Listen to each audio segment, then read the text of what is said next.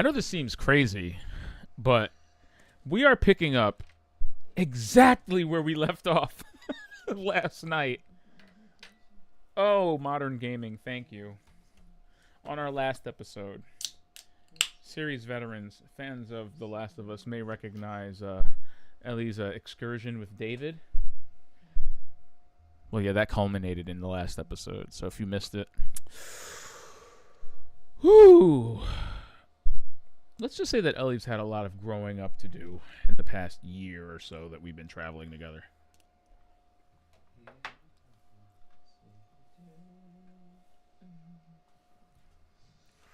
And let's just say that a certain cult of people had to be dealt with. And let's just say that all traumas are not created equally. It might have been one of the few moments that drew Ellie and Joel closer together. It may be one of the most traumatic things that Ellie has ever gone through up until this point in her life. But I'll tell you one thing, it was a very powerful character moment.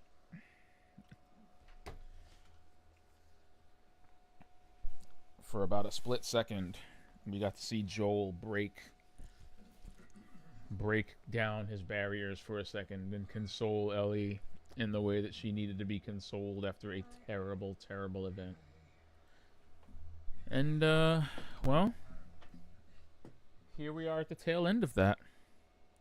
Presumably, some odd months later, because we're now in a completely different season.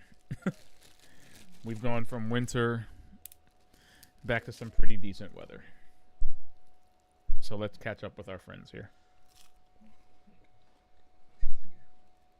And let's see what they're up to.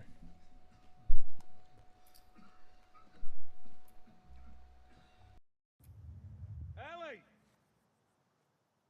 Did you hear me? No. What? Look. Hospital. This is where we get off. Let's go, kiddo.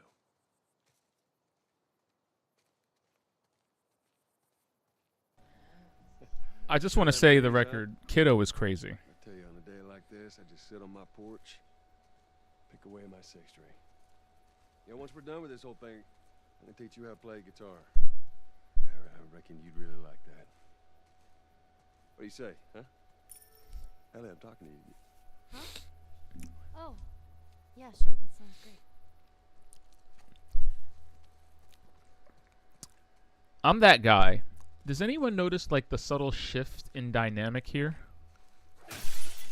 I mean, remember, our guy couldn't wait to get away, okay? Our guy Joel did not want this job. Our guy Joel saw her as a job, okay?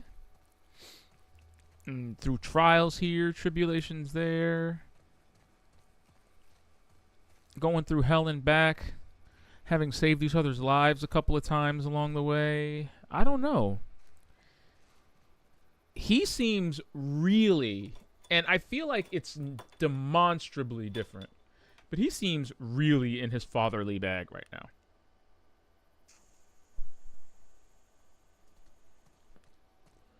Maybe without realizing it.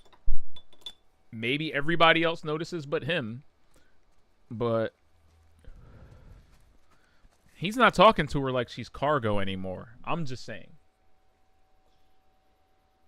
She's not just that work for him right now. She's not just that for him anymore.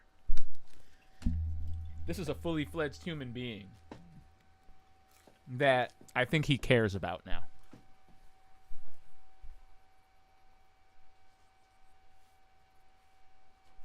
I just want to call out the subtle character work where I see it, okay? I just want to make sure that everyone feels seen. All right? I'm just trying to make sure everybody feels seen.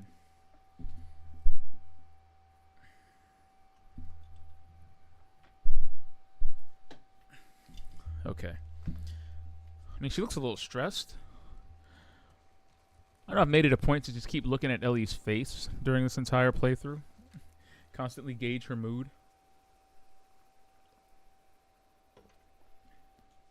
But I mean, why not? Why not when they give us so much to chew on?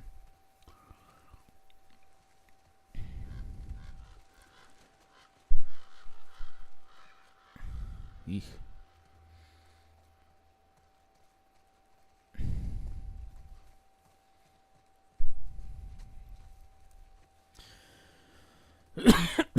Oof. Oh, God.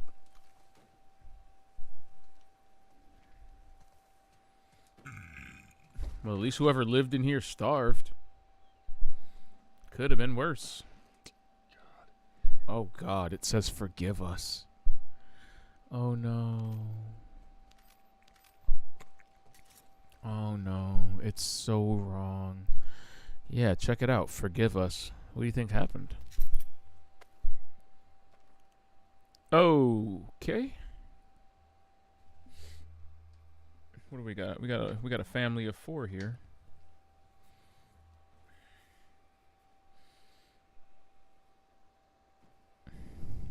Dad, mom, daughter, son. In another life, this could have been Joel. Forgive us. Why does it say it on the back of the picture? Forgive you for what? Oh, those are tiny feet. Oh, those are tiny feet. Oh, those are blood stains. Oh, that's another. Those are more tiny feet. Oh, that's a not so tiny foot. But what I'm seeing here are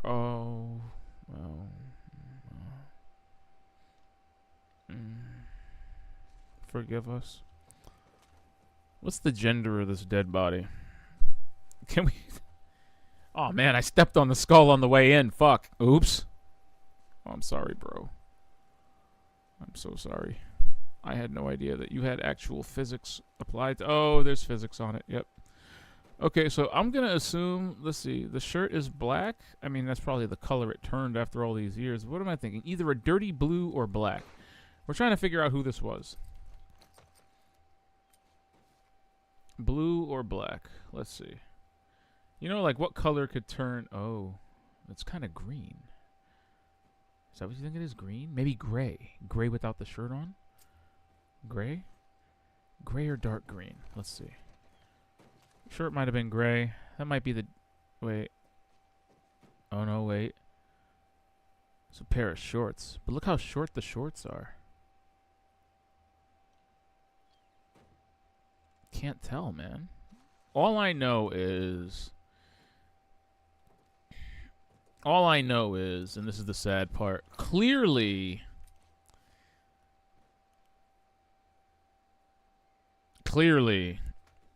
someone took the entire family out. Now, I don't know if someone was infected. I don't know whether someone was infected. I don't know whether maybe just whatever happened. Whatever happened, they took the entire family out and then themselves. I don't know who this is. I don't know if this is the mom or the dad. It's probably the dad. Even though those short shorts are kind of sus. And I don't know. Doesn't look like mama is a... Can't see the lower half of their bodies, so... But, yeah, dude. I don't know. That's a relatively smaller looking body, smaller feet. I'm going to assume that the dad did this. It says forgive us.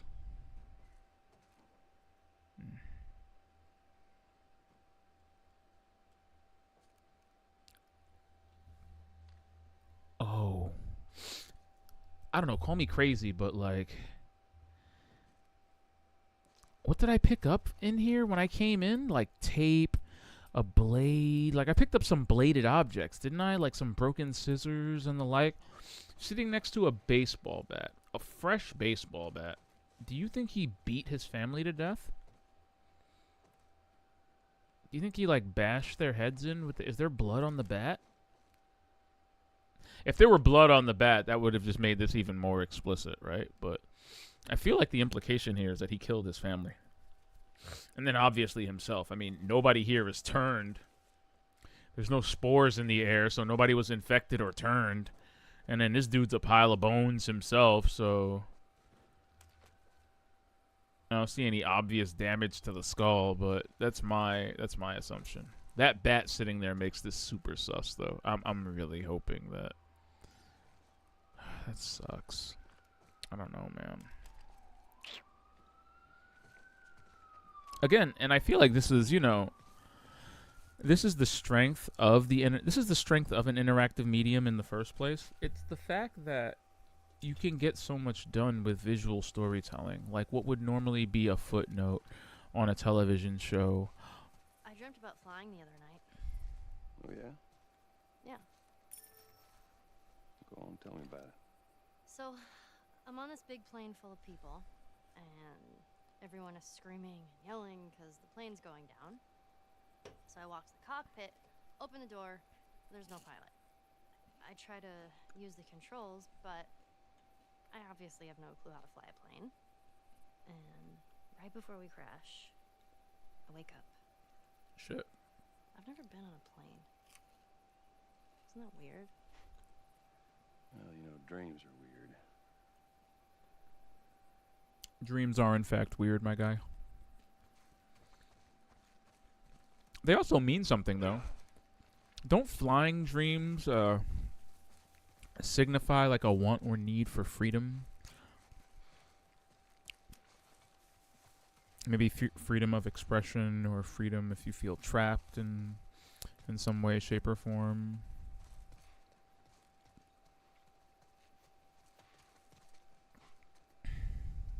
What are the significance of flying dreams? Yeah, see, I knew it. Freedom, liberation, and the ability to rise above challenges. It can also represent a deep yearning for personal growth and transformation. Yeah, see? These are all things that Ellie could want for Ellie. So, I get that. But it's interesting that there's no pilot, and she doesn't know how to fly the plane, so she can't control it. It's almost as if, we're going to go deep here, it's almost as if she has a yearning for growth, self-expression, and control over her fate, but she doesn't know how to achieve it. She doesn't know how to learn, and she has no idea where she would want to take those things. I feel like that's what's happening. It's a dream. She's on a plane, but she doesn't know how to fly it. And it's beginning to crash, but she can't stop it from crashing. You know what I mean? That sounds like someone whose life is out of control, who has a desire for control and agency. Less control and more agency, as in, I wish I had more control over the direction of my life. Because really, you could argue that ever since... What's up, Game Styles? Thanks for the follow. But what was I saying? Oh, but yeah, you could say that Ellie hasn't had much agency in her life, and has been just essentially pulled along by whatever's been happening outside of her, realm of control. Like, she was born in a very weird and rushed way. She lost her mother at an early age, throwing her into the military school system. Then from the military school system, she had no control over, the kind of person she wanted to be or what she wanted to do. And then she made a friend, and then her friend, kind of willed her into disobeying and going out and sneaking out at night, which then led to her getting bitten, losing her friend and finding out that, hey, she is immune, making her, again, the cure for mankind. All of these things are happening out of her will. Suddenly her life is more important than she could ever fathom. Another city, another abandoned quarantine zone. It's really interesting that she'd have a dream like that, because if I were someone who felt like they were just being pulled along by a string for my entire life, yeah. Anybody ask Ellie what she wants? Anybody ask Ellie what she wants to do? How she feels about being the last hope for humanity? No? I'd ask.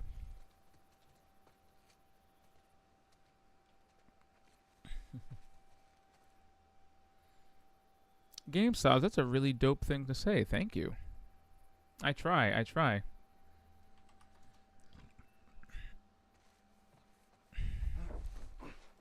try to bring whatever emotion is appropriate for the time. There's that hospital the Firefly mentioned. Come on, kiddo.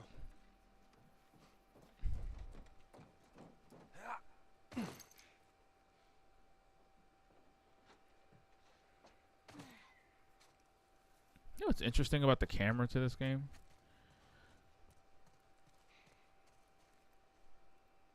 Sometimes it feels like a handheld camera. Like it feels like somebody with a dolly is following me.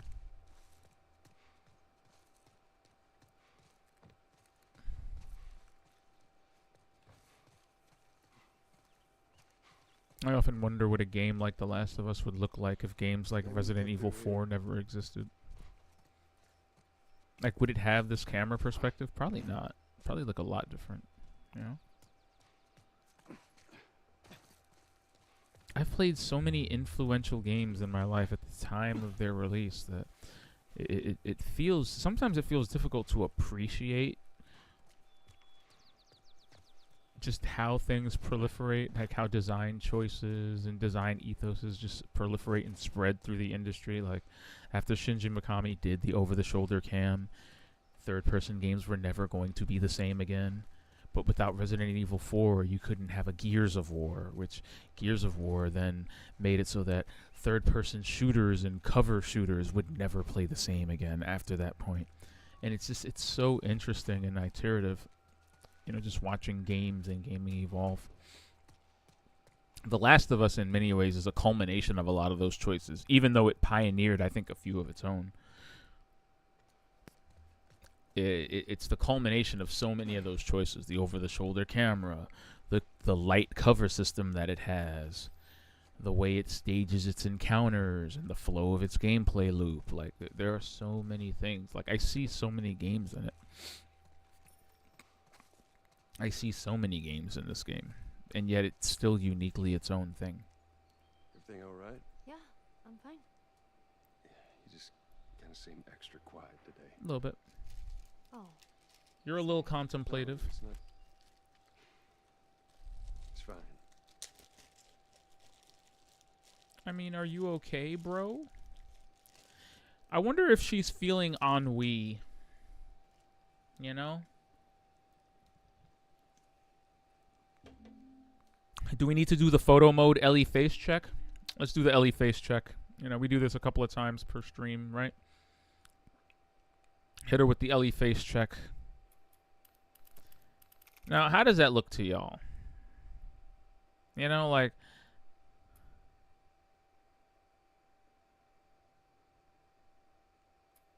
How does this look to you?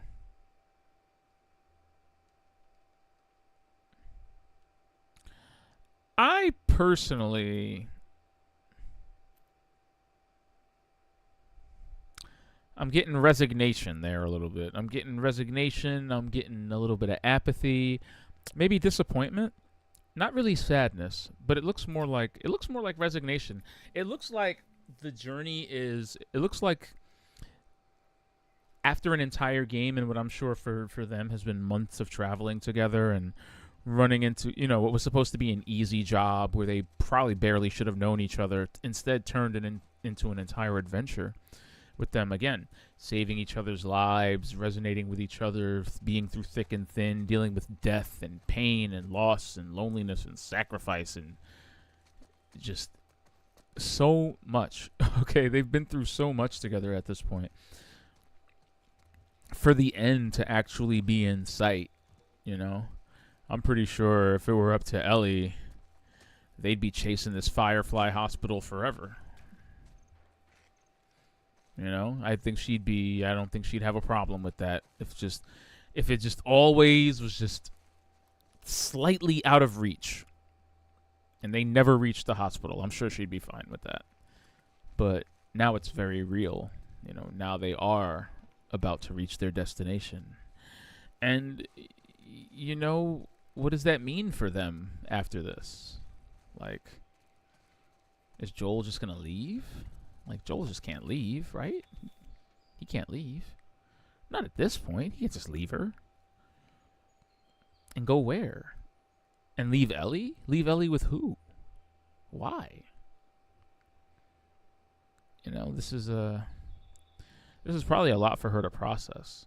Like, again, like I'm pretty sure at this point, like, if she could just chill with Joel for eternity, she'd be happy. You know? It's tough. It's tough. Lucia. That name is dangerously close to mine. Lucia, we made it to the quarantine zone. I wanted to call you, but all the phone lines are down in this city. They told us they can deliver letters between the different zones, although it will probably take a week or two to reach you. We're in good spirits. Hannah talks about you a lot. She really misses you. I'm surprised at the calmness and maturity she's shown throughout this craziness. I feel like I've been the emotional one. I find that she's comforting me most of the time. We've raised her well. Oh, it's your daughter. I hope all is well on your side of the country, and I really hope to hear your voice soon. Love, Graham. Damn, he's got like that grade school level cursive. I remember writing like this when I was in second grade, especially the G's. Oof. The G's are very familiar. Why is my watch going crazy right now? Y'all crazy. Anywho.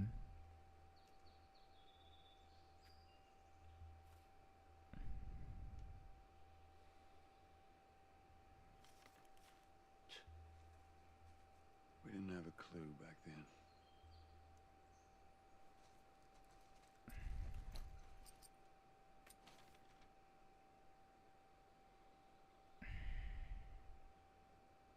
Man.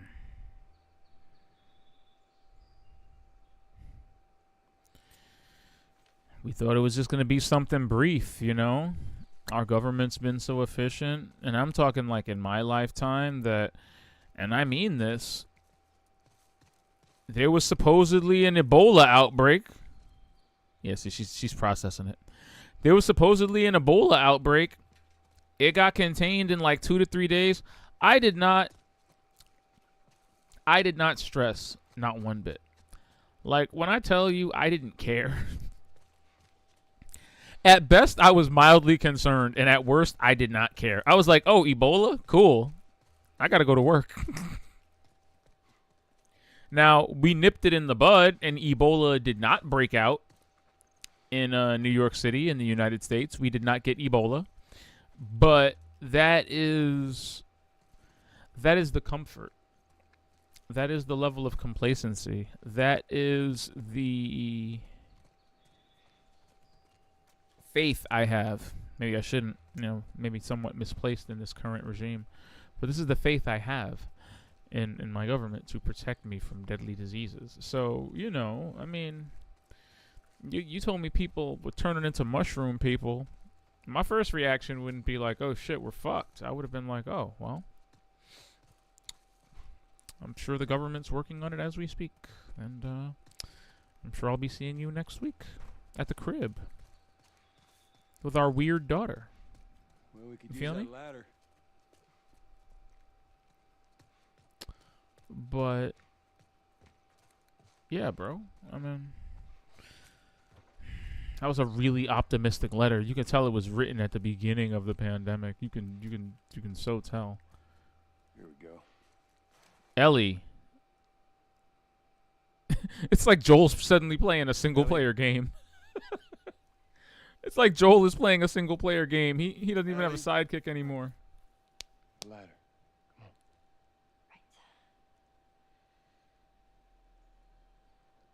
I'm telling you, she's processing the fact that the credits are going to roll soon.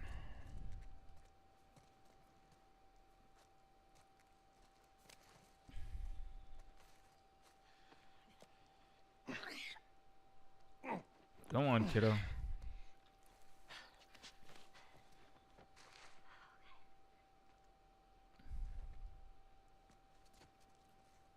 Oh God, not Rivers Cafe again. They got a Rivers Cafe here too? Shit. Fuck was that? Oh my god. What is it? The fook. Ellie. Ellie! Well, it's not clicking or screeching or trying to eat her, so I guess, you know. Oh, did she see the... You gotta see this. I think she saw the giraffe. I think it's the animal. I think she saw an animal.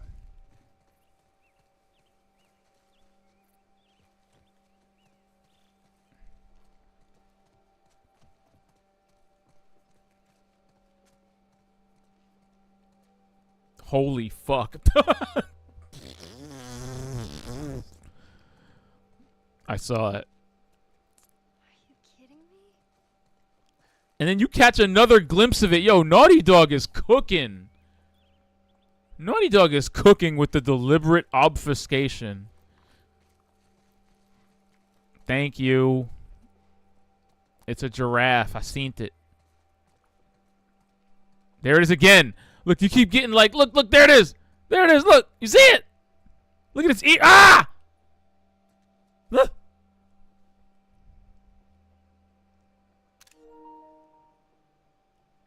Ah, there's another one.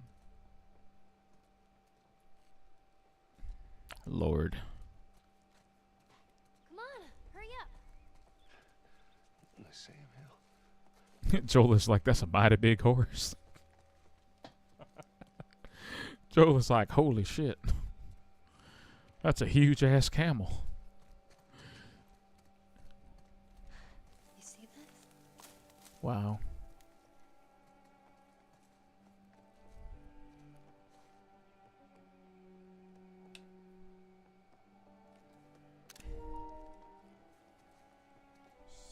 Don't scare it. I won't. How do you know that, Joel? You got a lot of experience petting giraffe. What are you doing? It's all right. Come here. Hey, fella. Hurry up. And then when it turns around and eats your watch, Hey there. the one your daughter gave you, and then we got to go on a whole side quest to cut its head off and get it back. No, Where's it off to? Here, come on. should have Slow down. stuck a saddle on it and tried to ride it away.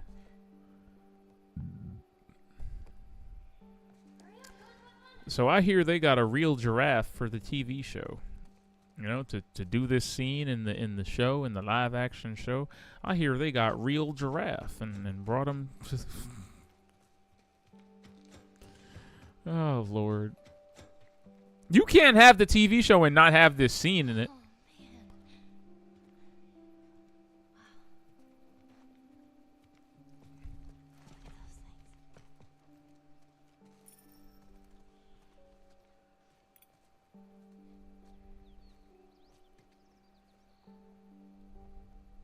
So, is everything you were hoping for?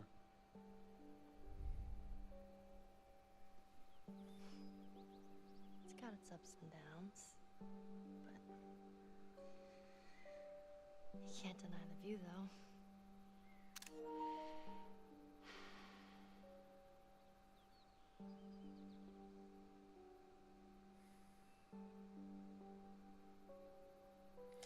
I love the way this moment just marinates and you have to physically like touch your controller and disengage from it.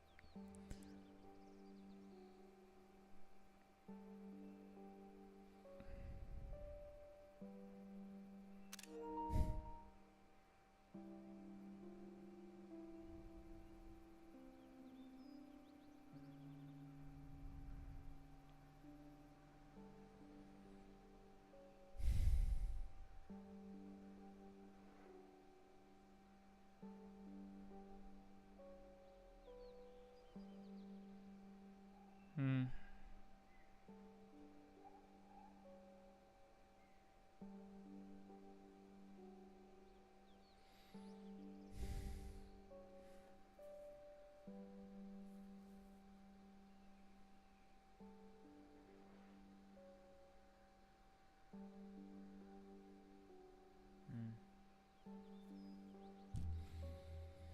I know this may not be entertaining, but this is really a moment. I'm sorry. I did. Oh, all right. Let's go.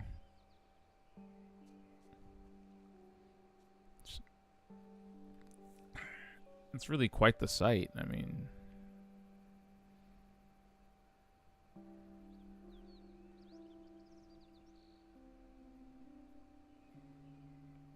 truly.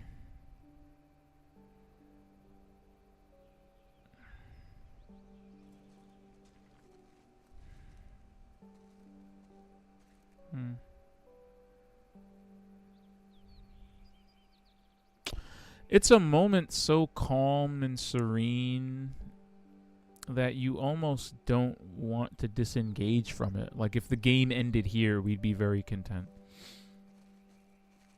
But it's a moment that has to end. You know, it can't last forever. I think it's very interesting that they give you full control of this moment, from the amount of time you spend just looking over at them with Ellie, to the fact that you yourself have to walk away from the ledge and go to the door and press triangle to open it, and you have to end the moment. Like, they don't take it from you, but you have to end it yourself.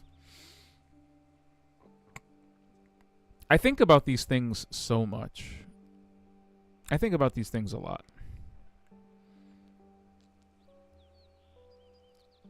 Especially when playing games like Naughty Dog games that just utilize storytelling in this way.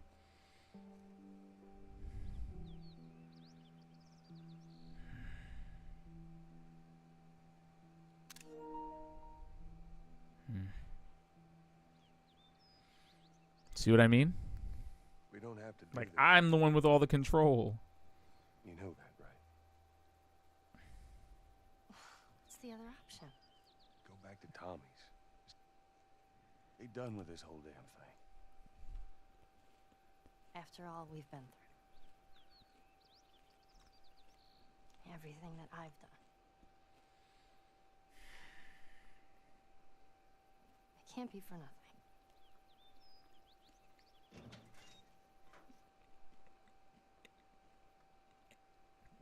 I mean, I said that quiet part out loud like 10 minutes ago. Like 10, 20 minutes ago. I said that quiet part out loud. I told you.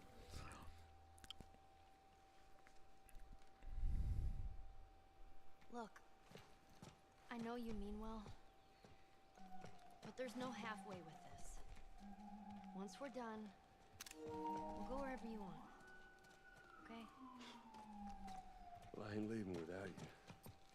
So let's go wrap this up.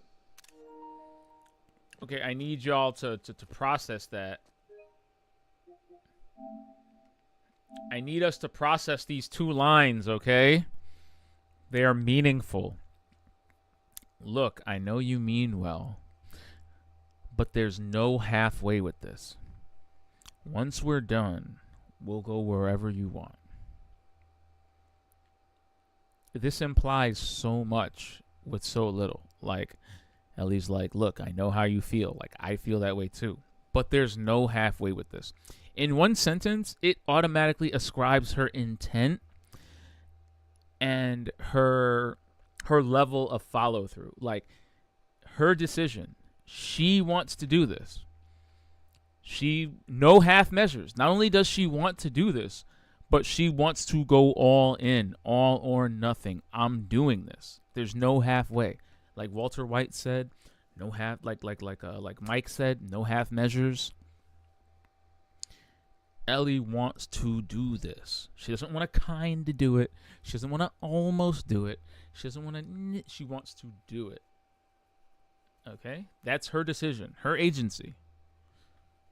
Remember, I spent a good while talking about the agency that she's lacked with the entirety of her life, practically. She wants to do this. Okay? And then what does Joel say in response? It's almost like it's foreshadowing. It's almost like it's foreshadowing. It's almost like these 2 lines are foreshadowing the ending. Because she's like, I want to do this, and I don't want to do it halfway. And Joel is like, well, I ain't leaving without you. unknowingly, these are two conflicting statements. Without either of them knowing it, they are making two conflicting statements that will directly affect the ending of this game. Kind of brilliant in hindsight. These two statements are not congruous. There's no halfway with this, and I ain't leaving without you. Unbeknownst to them, are two very incongruous statements.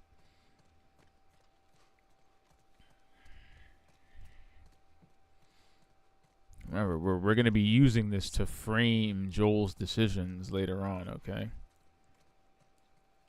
We have to. We have to.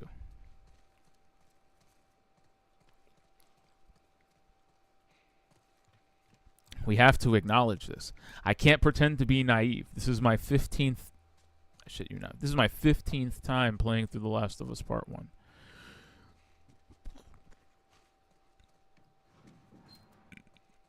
Not this remake. Oh, God. Oh, at least he killed himself.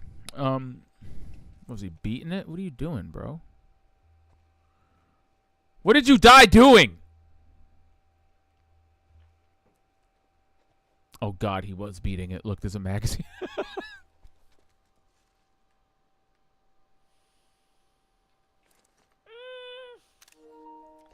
I don't know, man. What does it mean when you die like this? In the toilet stall. With a magazine at your feet. That comics he's been reading.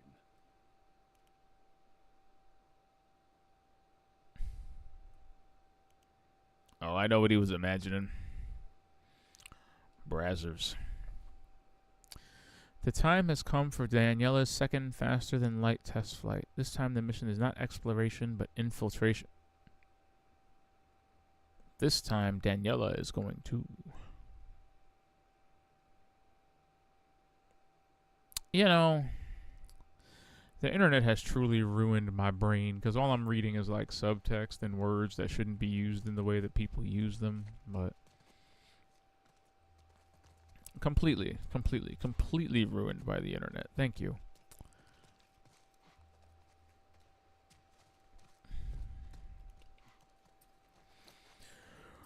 All right.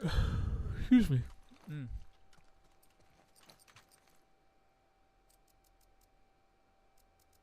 No.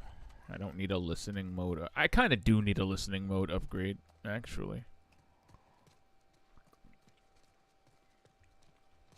Now that I think about it, a listening mode upgrade would be nice, because I gotta get unusually close to these people before I can see them on my little sonar brain.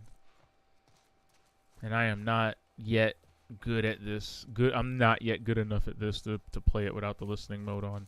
I used to be, because I think when you play it on when you play it on Survivor, you don't get listening mode at all. I ended up in a triage just like this. Oh, really? Everywhere you look, you just saw families torn apart. The whole damn world seemed to have turned upside down in a blink. Seem to? Is that after you lost Sarah? Yes, it was. Wow. I can't imagine losing someone you love like that. Losing everything that you know. I'm sorry, Joel. That's okay, Ellie.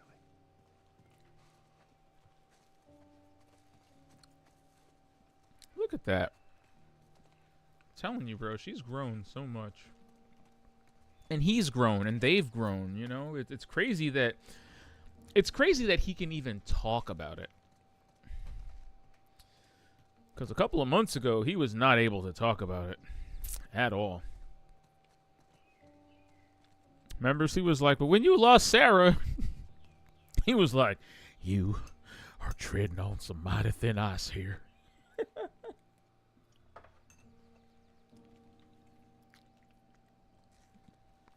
She was like, well, I've lost people too. He's like, you have no idea what loss is. Oh, I laugh because it makes me uncomfortable. But She ain't lying, man. Anybody she's ever cared about has either left her or died.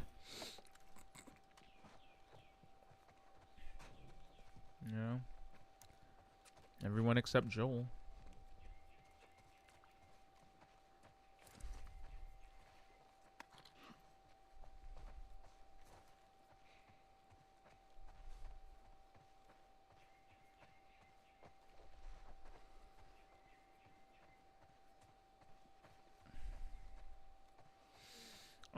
You know, the crazy thing about this, and partially why I'm doing this, I've never actually played through The Last of Us Part 2. And the game has had enough time to come out and be remastered years later in the gap of time that I spent not playing it. But I'll tell you this. I will tell you this.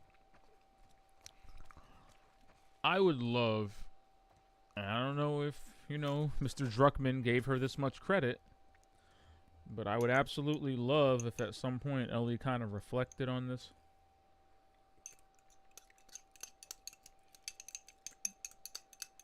Like, I really need to know. I really feel like I need to know how she feels about the way all this went down. I really hope that's a question we end up answering. Yay, tools level 3. Yay. Took long enough. Yay. Like I said, I'm pretty sure I left a whole ass toolbox behind. Accidentally, of course, but I'm pretty sure I did.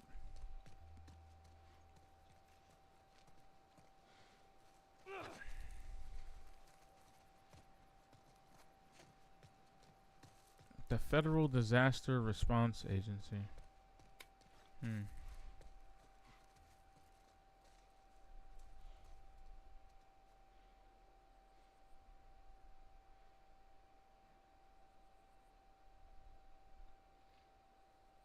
That's a really clunky acronym.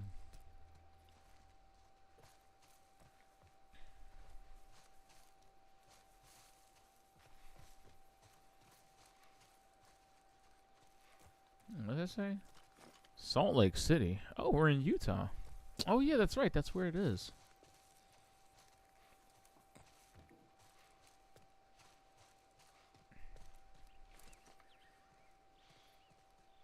That's what I'm talking about. Like, just a hut full of supplies that I know I accidentally ran past like a goofball.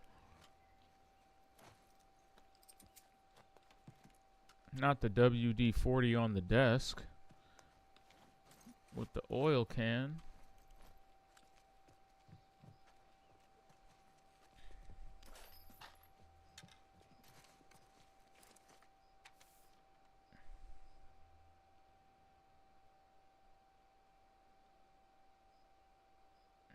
Quarantine bus station. I guess that's where we are. Gone, no supplies. Hospital, evacuation route north. Evacuation route east. Okay. Thank you. Now that we know the way, now we can find our Firefly brothers. This is a good spot. All right.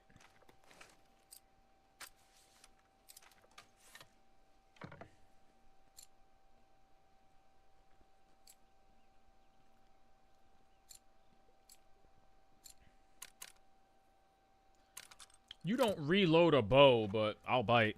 Are you tightening the strings?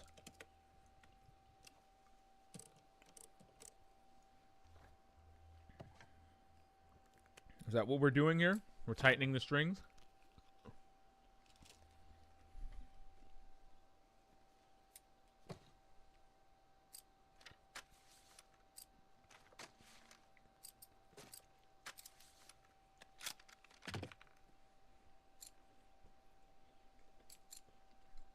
I mean, yeah. Is he gonna mod the barrel and make it longer? Please mod the barrel and make it longer. Oh, look at it.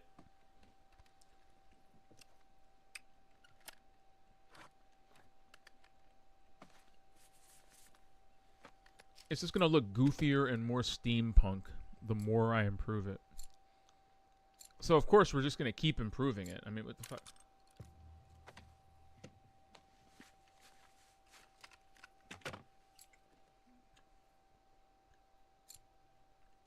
He just polished the hell out of it. That's all he did. Alright. Shotgun looks crazy. Actual goofiness.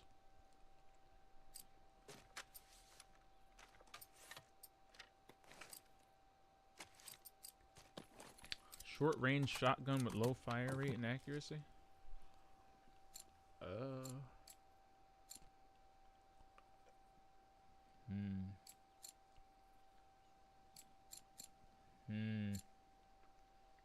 Wait. Increases the spread? Did he just saw off some of the barrel? Nah, he didn't. He did not. He did not. He did not. Increase the spread again. Wait, I want to see what he does to it. Is he, like, progressively clipping the barrel? Oh, wait, no. Look, he added that little piece to it.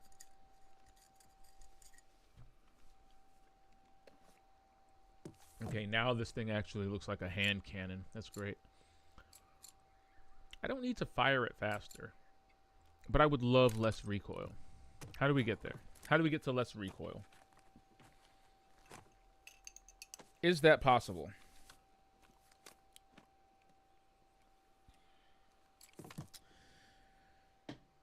Not gonna lie. It looks kind of tempting.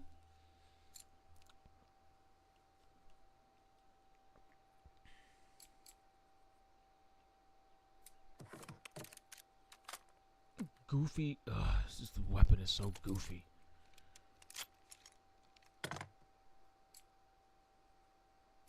Everything about this gun needs a higher tool level. Boo. How about the 9mm? How about the 9mm? Ooh.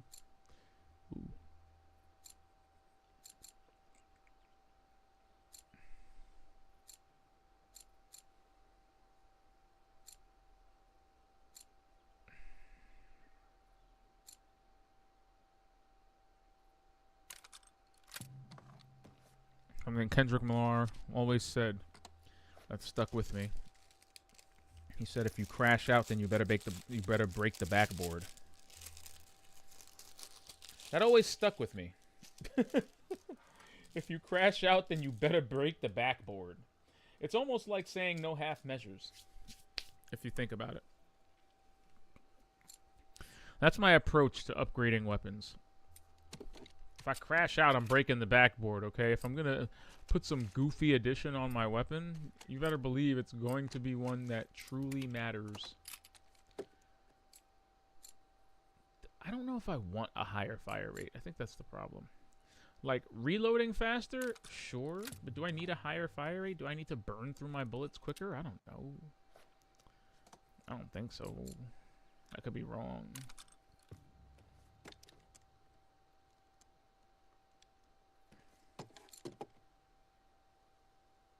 I just love that this gun just keeps looking crazier and crazier the more I upgrade it. This must be how gun nuts actually feel IRL. Know what I mean? This would totally be me. I'd just be jerking around with my guns all day, just adding pieces to it. Cutting the stock down, fucking around with the barrels. Messing with the rifling of the barrels so that the bullets spin in a certain way. That should help us out. I get it. You know, I understand. I'm not a complete monster.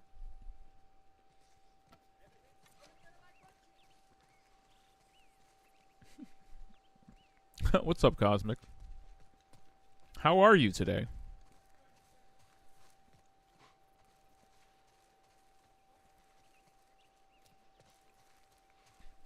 Bolu? Yo, shout out to you. Thanks for the follow.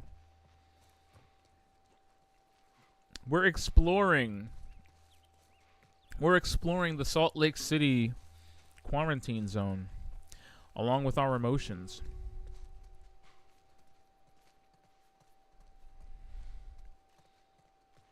Like with a lot of things in The Last of Us, there's a lot to unpack here. But yeah, Cosmic, what's up, man? How you been? Hey, Joel, I got something for you. Oh, I bet she's gonna give him the picture she stole. Like Tommy tried to give him that picture of Joel and Sarah. And he didn't want to take it because he wasn't ready. He was not emotionally ready. But I think he might be ready now. You know? Oh, I'm great. I'm great. Thanks for asking. Just knocking out just playing some The Last of Us Part 1. You know, Season 2 is about to, Season 2 is finally about to premiere.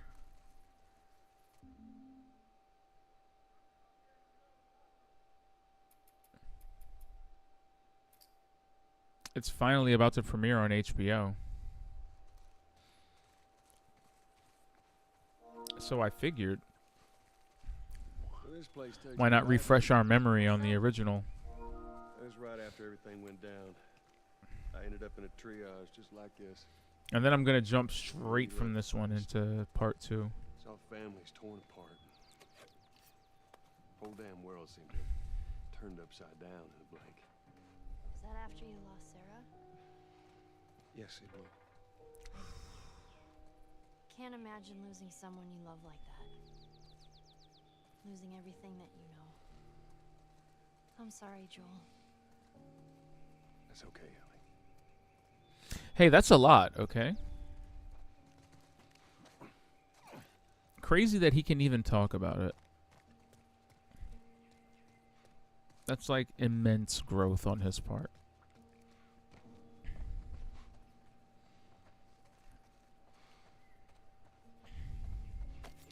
Also, shout out to Ellie. I don't know who taught this girl compassion, but...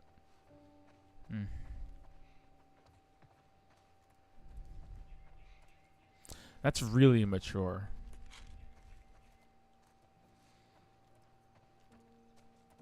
Oh, yeah. Did I see the show? Yeah. I liked the show. I thought the show was great. I thought it was great even if you've played the game. Like, even though you know what's going to happen, technically, the show isn't like a one-to-one recreation of the game. It actually goes off and narratively does its own things in some really unique ways. It takes some liberties, you know, with the source material. Like, one of the best episodes, in my opinion, in the series, I think it's episode 3. The episode that's about Bill and Frank. If you've played the game, there's obviously some liberties that they took with their story, but it's one of the best episodes of the show, and it's so sweet, and it's so good, and it's honestly a forgivable offense. You know, again, if you've played the game, do you notice the way it fundamentally changes Bill's role in the story and completely retcons Frank to give them a sweet love story? Sure. But is it good television? It's really good television. So, you know, what are you going to do? Did I get to finish the Doom game? No. No, I did not. I'm still actively playing Doom. But, did I finish it yet? No. We will finish it, though, in time for the Dark Ages. Mark my words. Mark my words. We will finish it.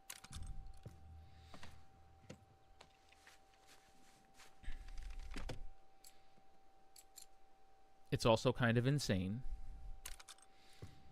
Doom is not a game that gets less crazy the longer you play it. If you know what I mean. It does not get less crazy. It only gets crazier and crazier. And then 4 levels in, you realize you were just playing the tutorial. I love that, like 4 levels into Doom Eternal, it's like, okay, now you know everything you need to know to survive Doom Eternal. I'm like, what?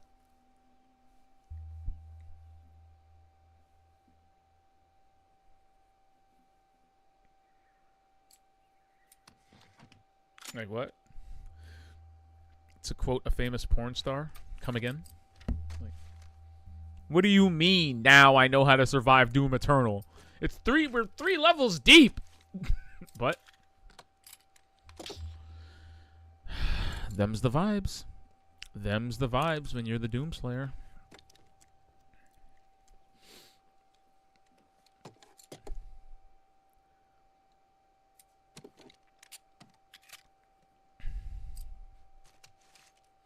Did you like the Doom remake?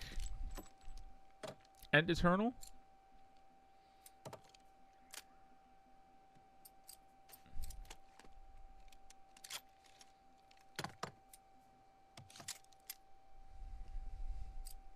And if so, of course my first question will be, which one did you like more? Did you like Doom 2016? Or did you like Doom Eternal more? And I feel like there are no wrong answers to this question. You know? I feel like there are no wrong answers to this question. I think they have different vibes for different reasons. Personally, I think they have different vibes for different reasons in different seasons. Doom 1 feels like choreographing your own death metal horror movie.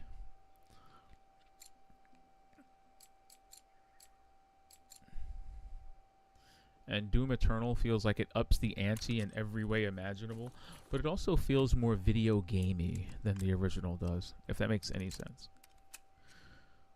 Like the original Doom 2016, I feel like is a masterclass in visual storytelling, but it also takes itself just a little bit seriously. Like it really does, to a degree. It takes itself pretty seriously. Doom Eternal, I feel, does not take itself seriously at all. Like it knows it's crazy. It knows it's over the top. It knows you're playing a character who literally starts his day by stomping a demon's throat in before he has his morning coffee. And I feel like the game treats you that way. So it changes the tone considerably. It's almost like the difference between, like... You haven't played any Doom games? Really? Not even the old ones? Not even the old Doom games? Like the old 2D ones? Not Doom 3? With the flashlight? Now we're talking. That's surprising. That's very surprising. Doom's been around longer than some people have been alive. Yo, what's Ellie doing? Look at her. See what kids do when you leave them alone by themselves? What's she doing? She's like balancing on the curb.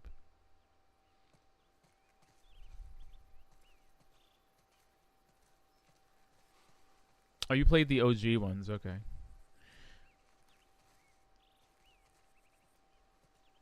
The original ones are pretty, you know... They're not too difficult to appreciate. Like, as far as level design and...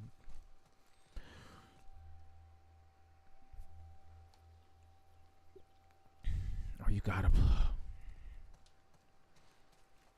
Okay, so you played the OG ones, but not 2016. That's cool. That's cool.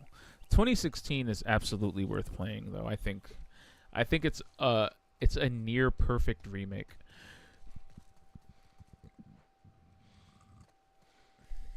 And I think it has one of the best soundtracks in modern gaming. Not just because of the soundtrack itself, but because of the way the game was designed. The soundtrack dynamically reacts to what you're doing on the screen. So as the action gets more intense, and you shoot and kill more things, it changes the music as it's playing. Like it makes the track skip, it makes things reverberate, it adds layers onto the music as things get more intense and crazy. Like the soundtrack in Doom 2016 is almost like a heartbeat. It's almost like an EKG that shows you just how intense things are. So when nothing is happening, the music is low key just playing in the background. But when shit starts happening, guitars get thrown in, drums get... It's crazy. It's one of the coolest things I've ever... It's one of the coolest things I've ever been a part of in a game.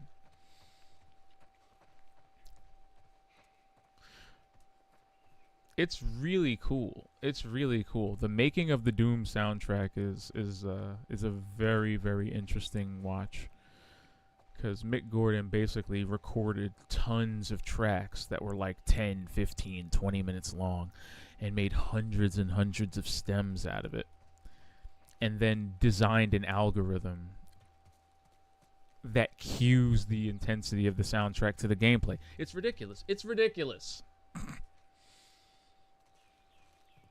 He also did the same thing for Microsoft's Killer Instinct remake. The Killer Instinct remake does the same thing. And Killer Instinct is a fighting game. Ugh. But yeah, sorry. It's a little bit of a tangent. But I have a lot of love for Doom 2016.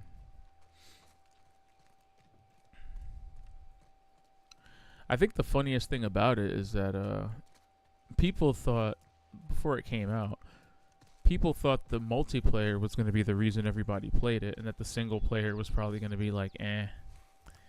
And it ended up being the other way around. Like, Doom 2016 single player was like, it won a ton of awards and blew everybody's mind. And it was the multiplayer that was just kind of like, eh.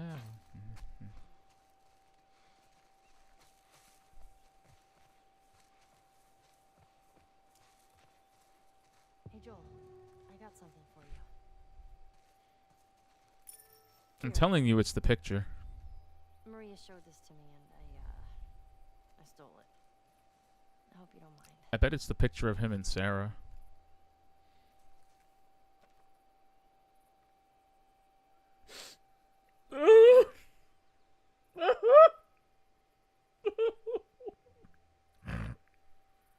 Excuse me.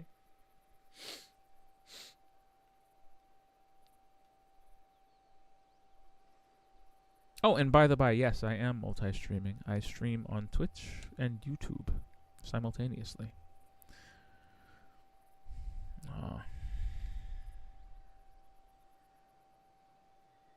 Bro, that's like 20-something years ago, dude. Happier times.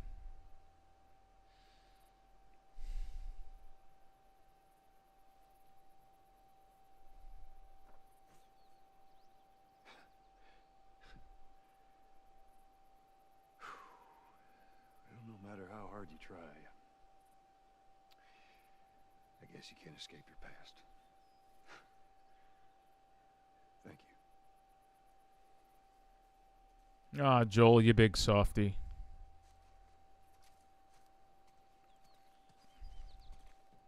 That was very sweet of her. Ellie got a knack for doing that.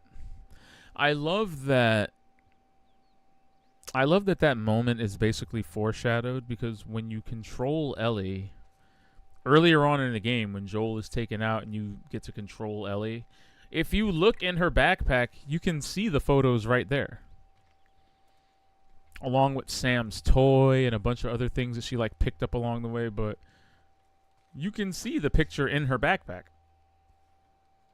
So the fact that it kind of comes full circle and she gives it to you later on, it's very cute. Damn. Look at the sky, dude.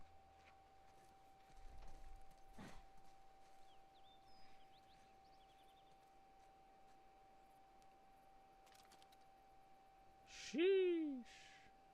Anyway. You say Killer Instinct was so good, but your favorite fighting game is Tekken? Oof. Tekken is fantastic, but I hear there's a lot of trouble going on with Tekken 8 right now. Are you a fan of Tekken 8? I heard the latest balance patch was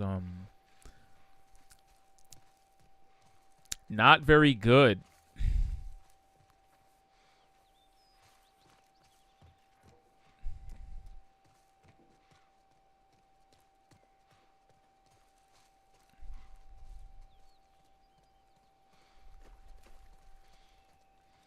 This game looks great. Yeah, it does. Oh my goodness. What? Are you kidding me? Ugh.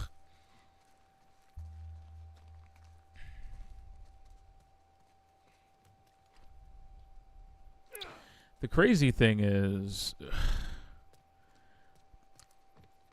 you could tell me that this is a remaster. I'll tell you, this game looked exactly like this 12 years ago. This time it's gonna be different. I just know it. What do you mean? They're gonna be there. The Fireflies. I'm sure of it.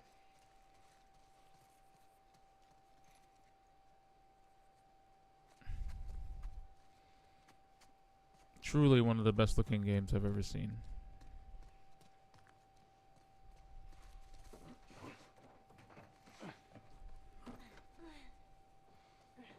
Why does this not feel safe? Right? Like it's too dark. Right, Ellie? Like it's too dark. Right? There's going to be creatures down there, right?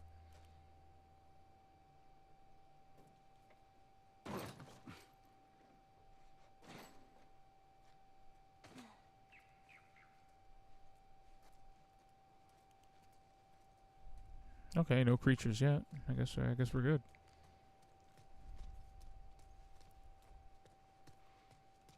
Well, yo, shout out to there being no creature.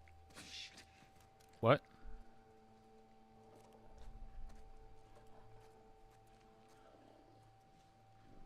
See?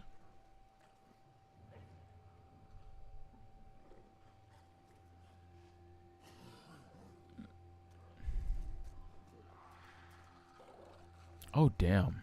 Is that a bloater?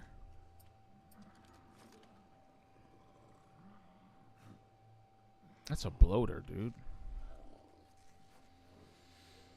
You haven't played 8? I prefer... You'd say you prefer remakes over remasters? I guess it depends. I can see that, though.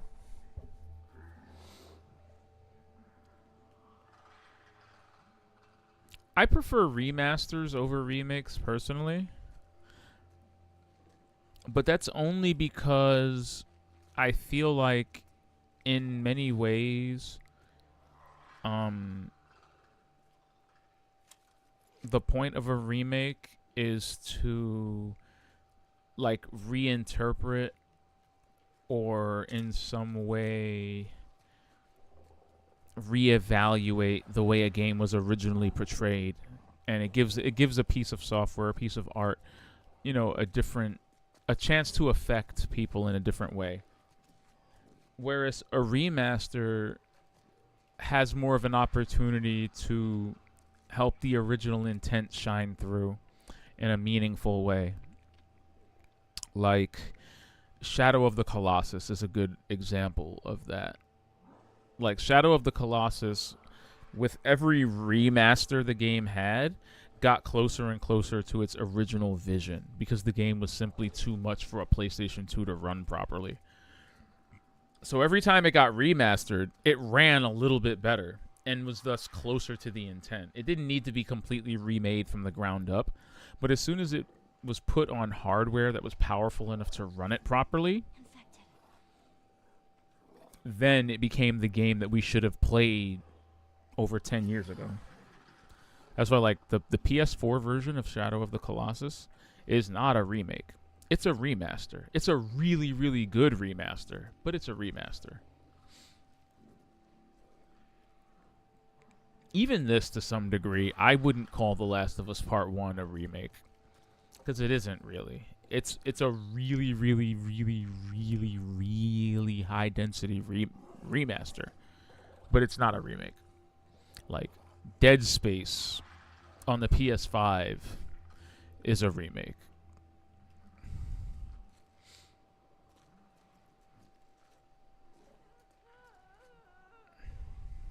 Ew.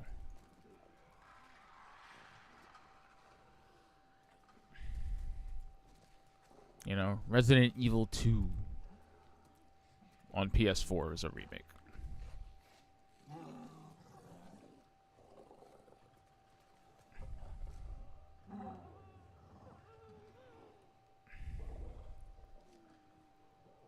We can't do this.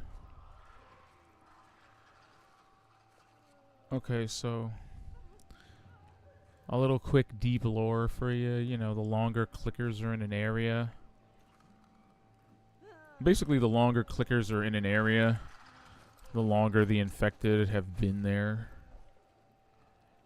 There are bloaters here. So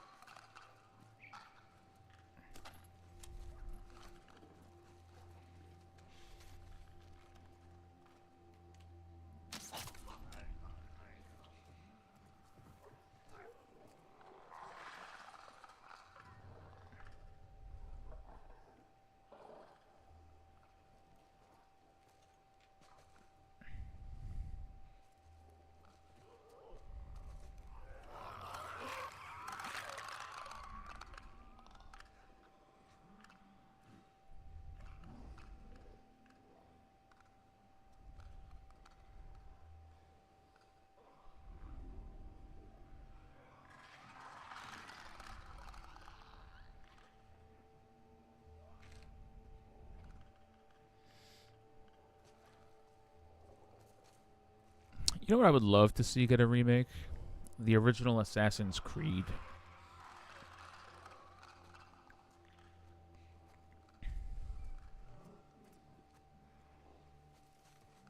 I actually feel like Assassin's Creed 1 would greatly benefit in hindsight from technology.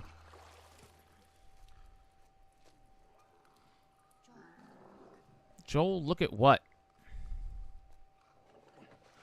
She want me to look at... Yeah, she wants me to look at the bloater. I'm not looking at the bloater, bro.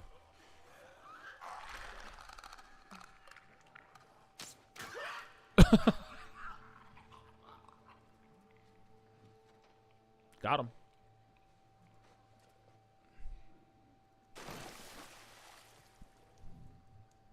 That was really loud.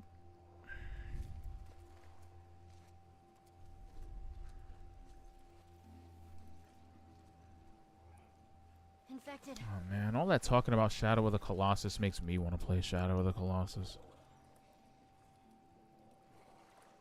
Bro, you have no idea. My love for Shadow of the Colossus knows no bounds. You truly have no idea just how much I love that game.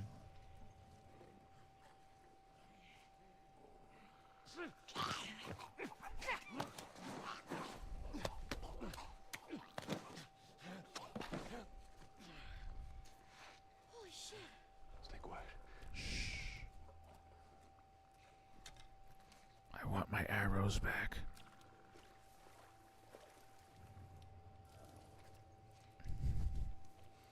That's why we use the bow and arrow. It's hard to pull bullets back out of a corpse, but not arrows.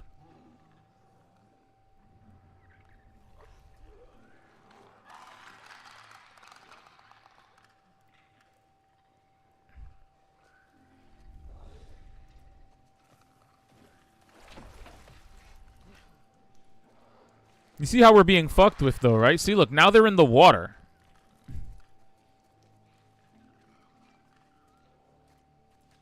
Oh yeah, like remake Assassin's Creed 1 in the Shadows engine. There's so many of them. I know, let's just keep at it.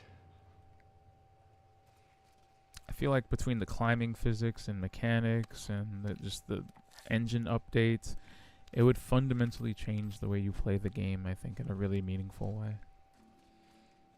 It'd be really interesting too, you know?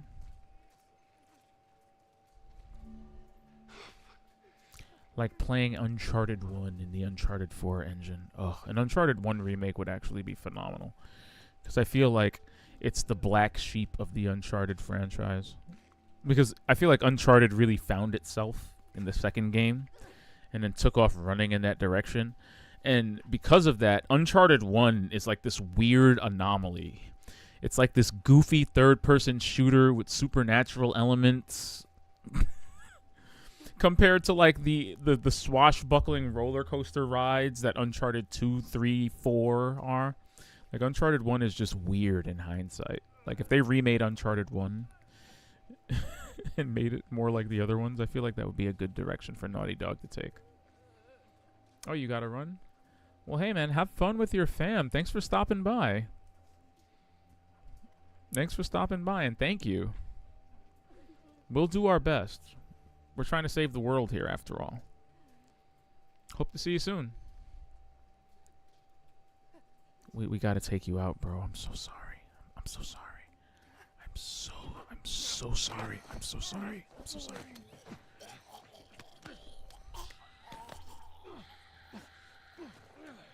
Okay. Oh man, there really are so many of them. There really are so many of them. There really are so many of them. There's so fucking many. Alright, I'm gonna kill that one over there. I'm sorry, dude. I'm sorry. I'm sorry. Okay.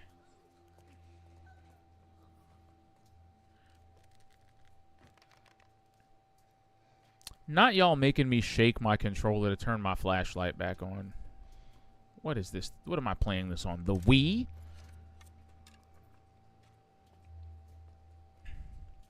I thought that I had outgrown video game controller. I thought that I had outgrown like game controller gimmickry with the Wii, like with the original Wii. Yes, I mean the original. Yes, I mean the original Wii. But apparently not, because there is something undeniably cool about shaking your controller to make your flashlight work. I hate that that is the case, but it is the case. There is actually something kind of cool about that. So, you know, whatever. The arrow broke when I shot it into that other one's head, which...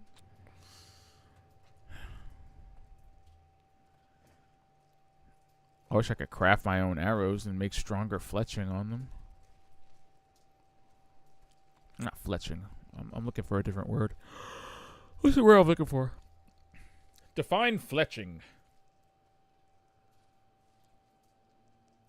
Oh, yeah, there we go. The feathers of an arrow. Provide an arrow with feathers for flight. Okay, well, I mean... it's the right word, but the wrong context. I guess improved fletching would make arrows fly faster, but it wouldn't make them more durable. There's something else going on there. I don't know. But maybe improved fletching would make arrows fly straighter and more true, and thus would strike their targets directly, making them easier to take. Concerned psychodrama... who is... You know, I'm glad we have a nice, like, bot-to-human ratio going on tonight. Stay back.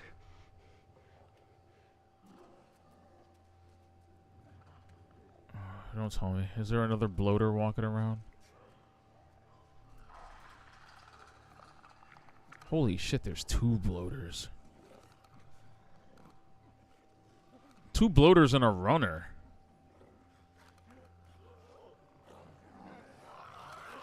Like, what do you do to a clicker in water? A clicker in water is crazy, because it's already making all the noise it's ever going to want to make. Bye, bro.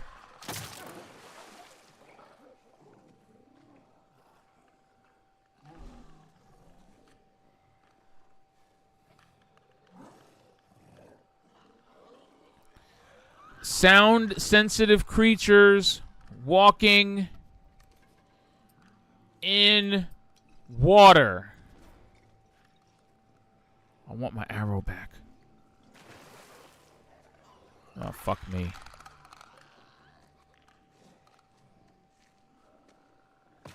Oh, fuck. Move.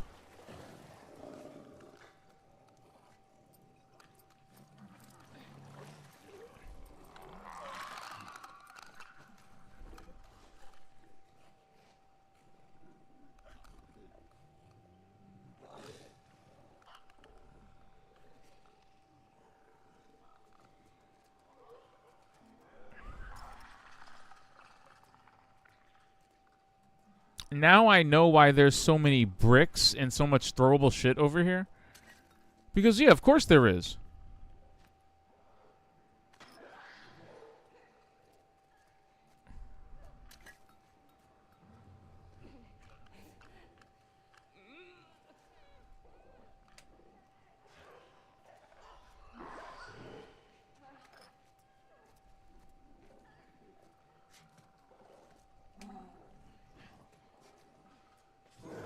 Wow.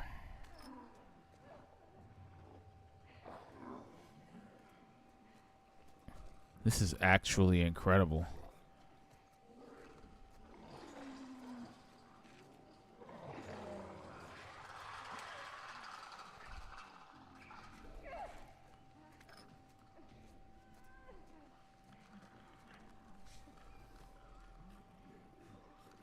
Damn.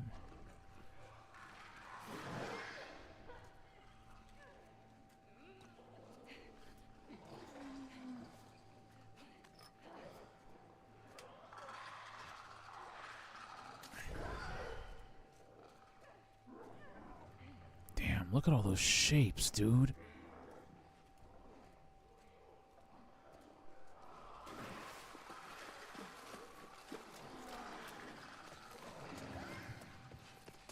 That crank could get us up there. Ellie, get on up there and drop that crate for me. Oh, God. That's not gonna work. Run!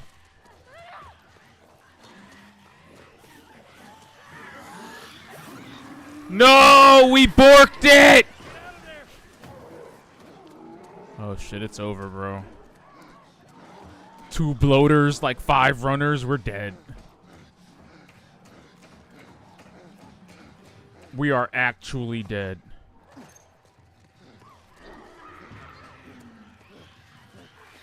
Nah, we're dead.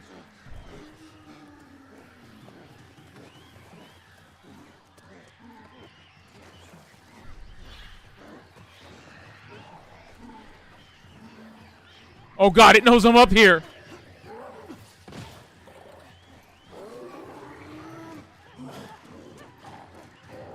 Oh, my God.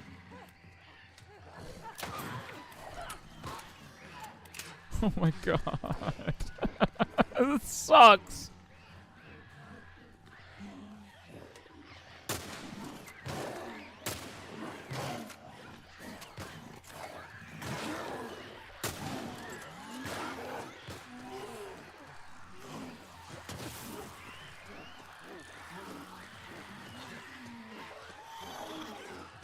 Oh my God.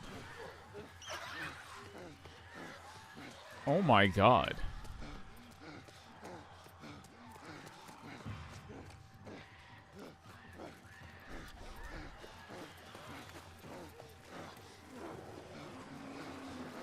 Ellie, come on!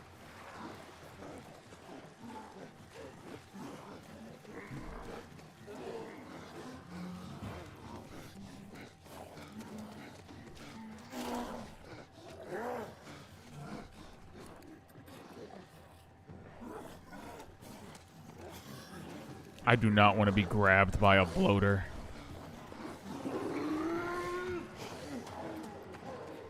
Very few horrifying experiences I don't need to have in order to know I don't want to have them.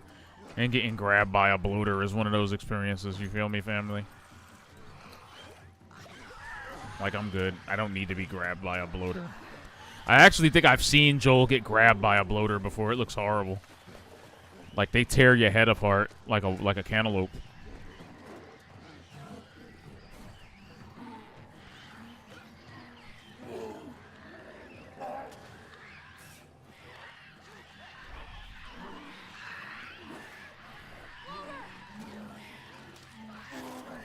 Do they know I'm up here?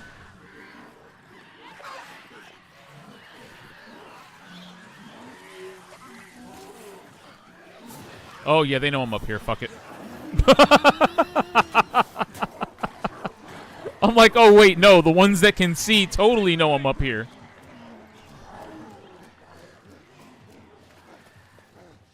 Bro, just let us run. Oh, my God.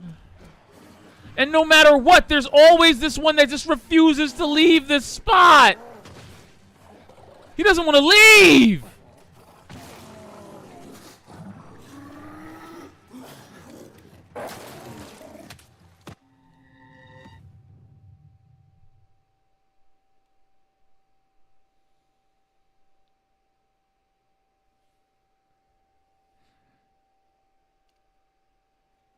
Just watch your man just straight up break Joel's spleen. It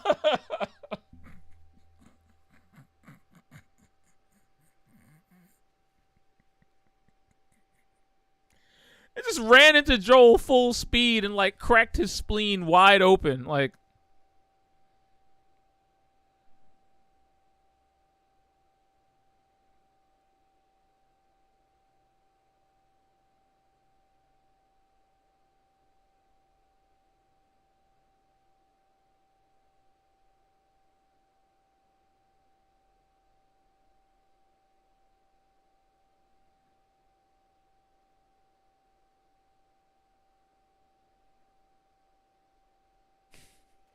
it ran after him and it tackled him. It literally it tackled him. It treated him like like a linebacker treats a practice dummy. And Joel just keeled over. He went, "Ugh." Poor Joel. Stay back. Okay, so I thought I had it. I did not.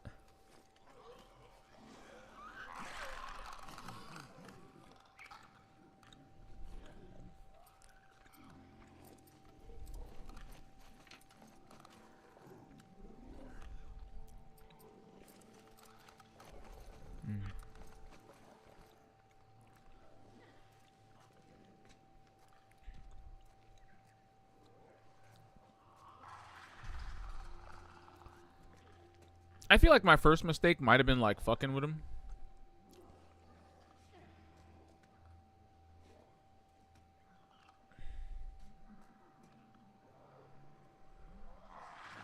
Yeah, like maybe I should have like assessed the area a bit better. Clearly there were some runners that I didn't know about when I was attempting to sneak around. Like I think that's a runner. That's a runner over there, right?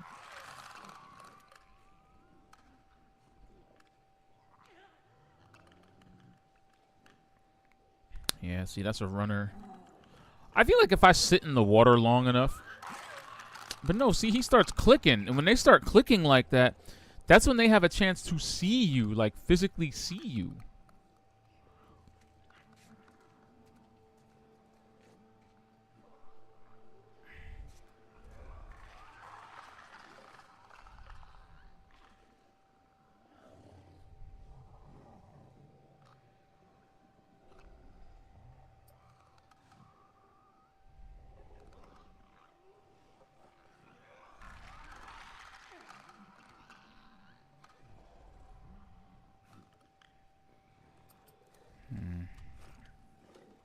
Shoot, I wish there was a way to craft arrows.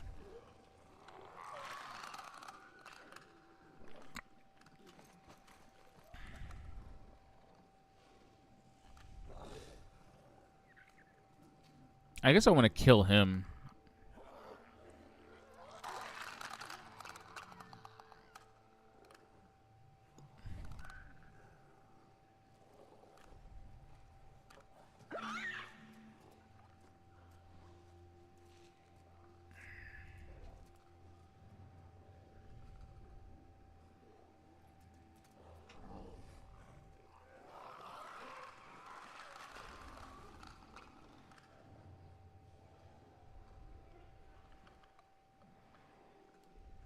At the end of the... Ooh. Stay quiet. Okay.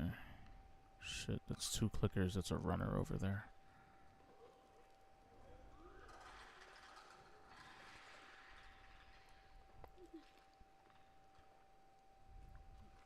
I don't want to throw something because then I'll alert the runners as much as I'll alert the clickers. Oh my god. Look at that. Are bloaters blind? I've never asked one personally.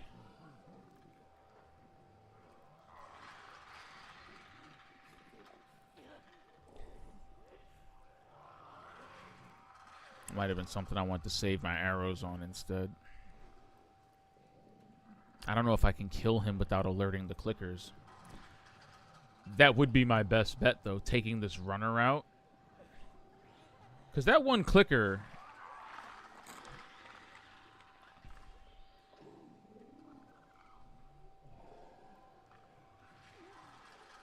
Like, if I could just shiv it, that would be phenomenal.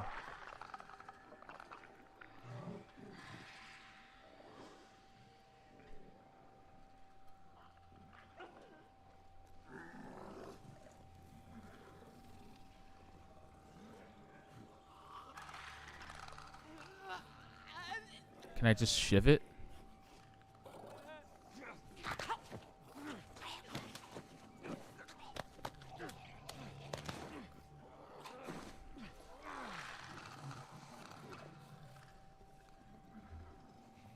Oh my god, I think bloaters might be blind too.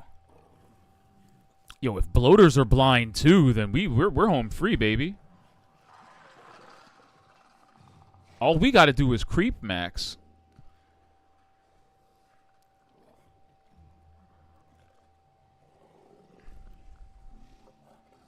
That bloater is hovering, though. That bloater is straight hovering, though. If I throw something, that'll activate way more than just the bloaters.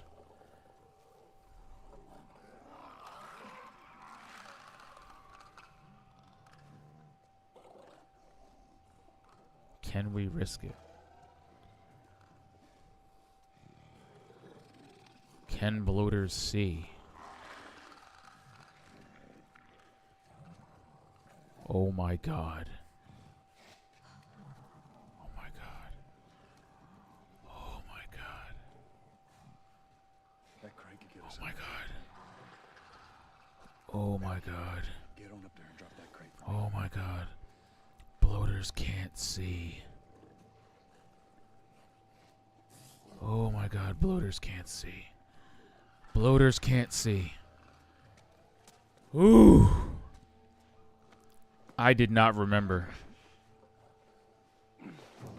Oh my god, you're making so much noise. You're making so much noise. You're making so much noise. Ellie, shut up.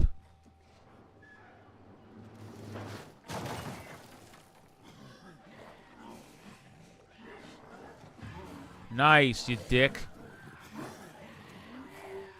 Nope, run.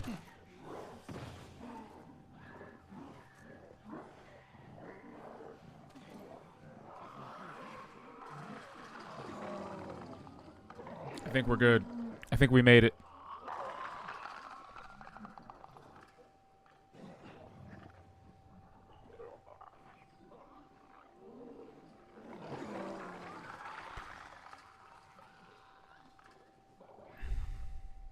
Yeah.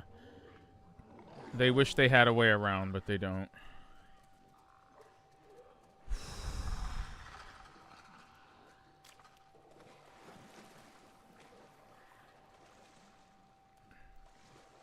Bloaters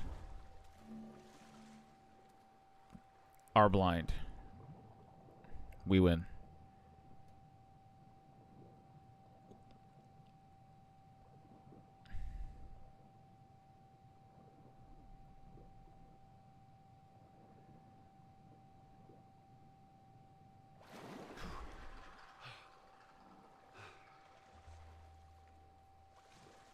Why is this the most gorgeous water I have ever seen in a game?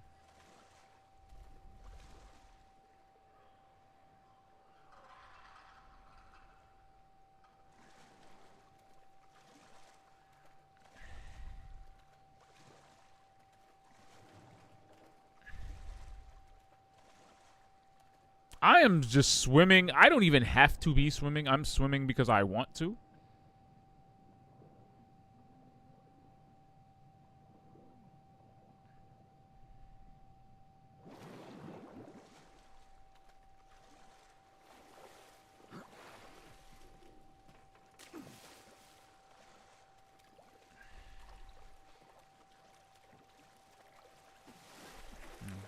What am I not doing that I should be? Okay, there's a ladder up there. What?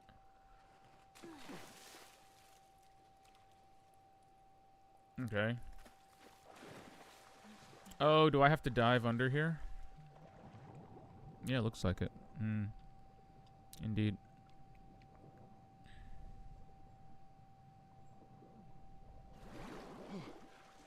I'm on the other side. Cool. Drop that ladder down for me. All right, hold on. Later, Ellie. Have fun with the bloaters.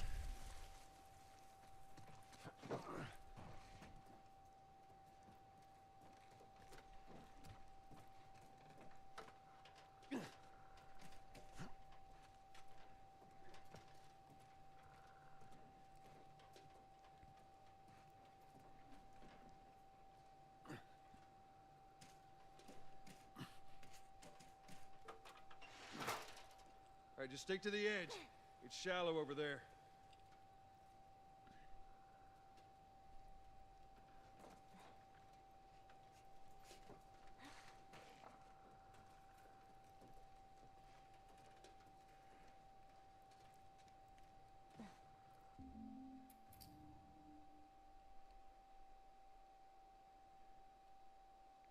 Oof.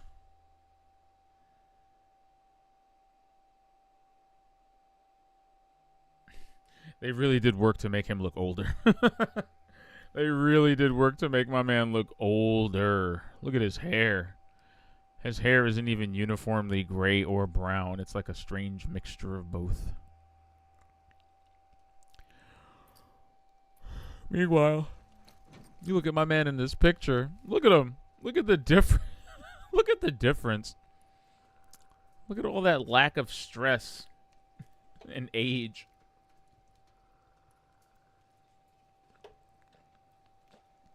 You combine age and stress together, and this is what you get. Oof. Joel. Oh, freezing. And that it is, Ellie. That it is.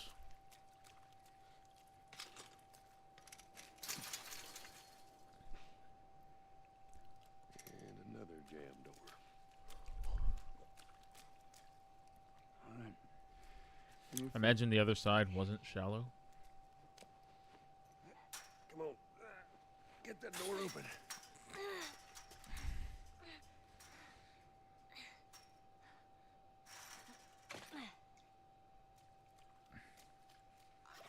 Look out! Ellie!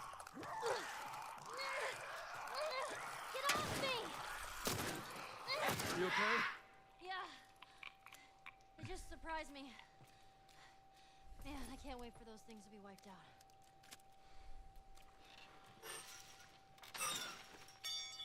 That's a really naive view of what a vaccine would do. I mean, do you think a vaccine would uninfect this?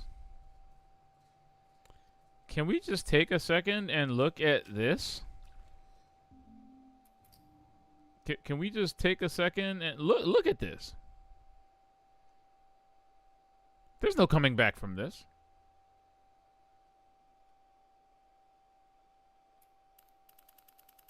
In a perfect world, maybe. But there's no coming back from this. The mushrooms are already growing out of their face. The teeth. Look at the teeth. Look at the permanently cleft palate. Nah, man, cooked. Cooked. Cooked. This person is cooked.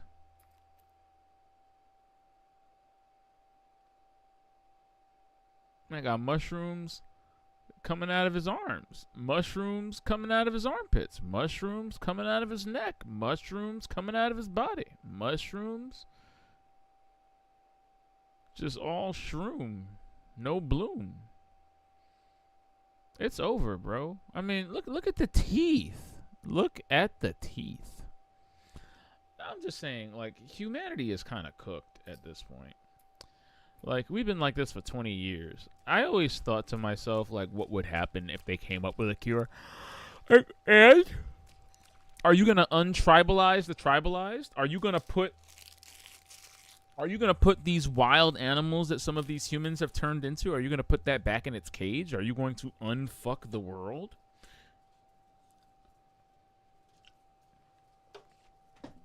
Like, imagine they synthesized the cure. You're not just going to reset society with it. Not at this point. All the governments have collapsed. Everything's collapsed. 99.1% of the population is dead. Even if you did reinstate the presidency, who are they ruling?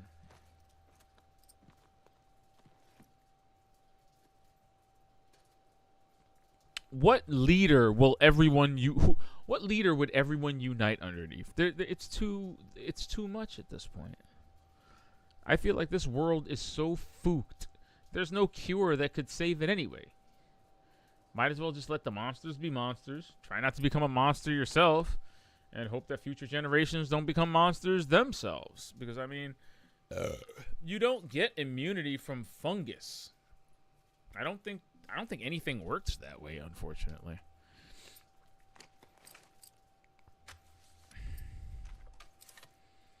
I don't know.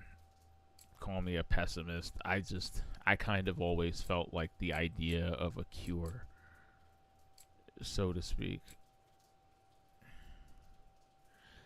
I always felt like the idea of a cure was a very naive one. It was just an idealistic, you know.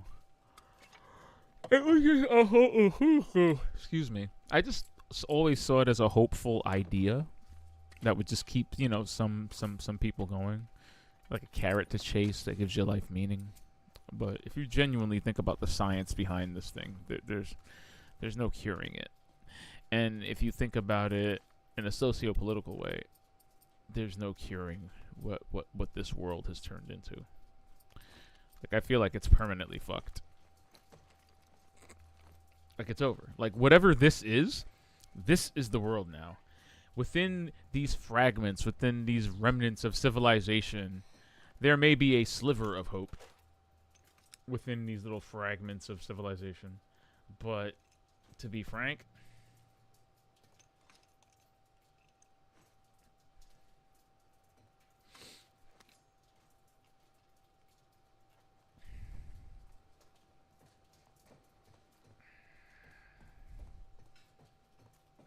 you just can't unpork it.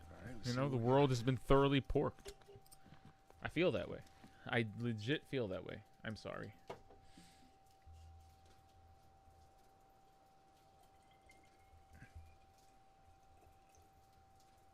You know, and I'm really not much of a doomer. I'm not much of a doomer at all, you know?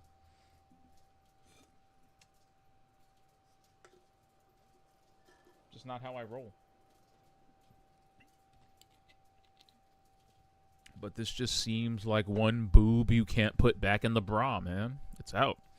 The nip slip has happened, and it's on the internet. It's never going away. Beyonce's publicist would like to kindly ask that you remove these photos from the internet. It's too late. It's over. It's Jover. Okay. I want to upgrade my bow again. I don't know why. Seems like there's no point. I barely have any arrows. How about my shotgun? Can I make my shotgun look slightly more goofy? I can't up the range. I can up the capacity, though. Reload speed, I'm not terribly worried about. Recoil, we cook though. I'm happy.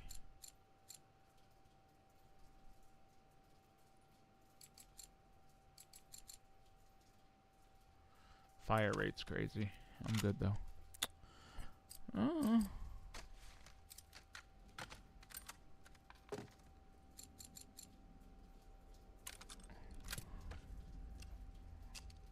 I'm down with that.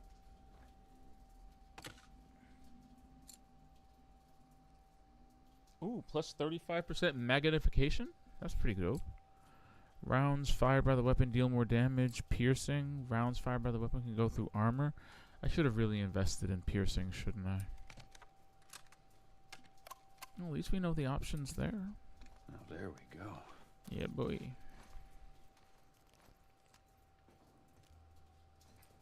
I don't know. I guess I spend such little time sniping. Ooh, healing speed. I almost want to put the listen mode distance up, because that seems like a good upgrade to pursue.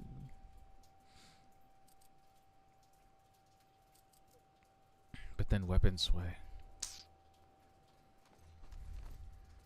I don't know. We'll sit on it. We'll sit on it for now.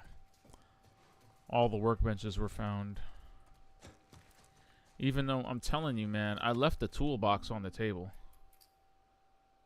Can I turn on I would love commentary. Ugh. Why can't I do that? I want director commentary. I want to play the game with director commentaries on. Earn points and unlock unique content by finding collectibles, earning trophies, and completing the game on higher difficulties. This is a lovely game, but I don't see myself beating this multiple times like I did the old ones. In fact, well, this is not a indictment. I thought it was only going to take one notch of a if I had Shiv Master, I thought it was only going to take one little piece of a Shiv. Whatever. What was I thinking a second ago? Oh. I don't know. Oh, I was going to say, I feel like the older I get and the more entrenched in the adulting miasma that I become, you know, the more I realize, like, I think I've only got, like, enough time, unfortunately, to beat any given game once. There are so many games I've wanted to play through multiple times, like Ninja Gaiden 2 Black. I still want to beat that on Master Ninja, but, you know.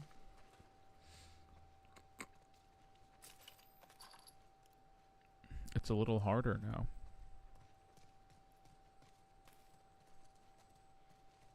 It's hard too, because I want to. I would love to, but I just don't have the time.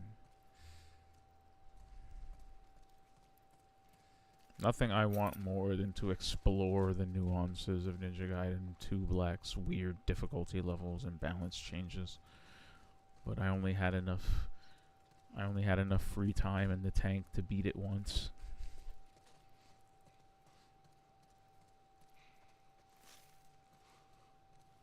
I beat it once on hard, and I think I'm up to like chapter 7 on very hard. And that's about as far as I got. It'd be the same for this. Like, I'm playing it on what? Normal right now? Or grounded? What difficulty is this? Moderate. Yeah, see, look. We got moderate, hard, and survivor. I was going to pick hard, but I'm good.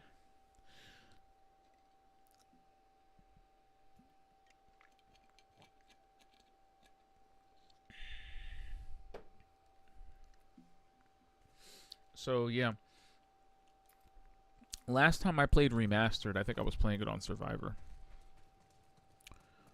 And Survivor is cool. There's, like, barely any resources. And I think listen mode is turned off. I don't think you get listen mode. So you really have to, like, pay attention. And, you know, if you've got it at your disposal, use directional audio to your advantage. Directional audio is huge.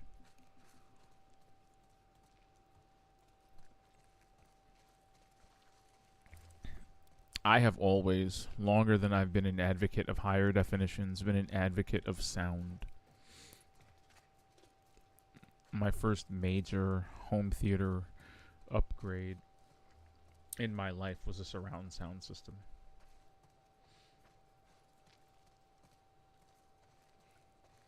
You just realize the benefits of just ass destroying sound. You know, it'll take you a lot further than your eyeballs ever will. Watch your head. Hey, look. There it is.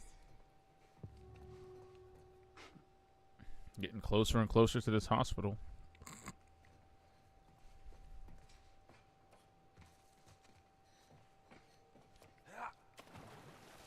Just stay put. Not going anywhere.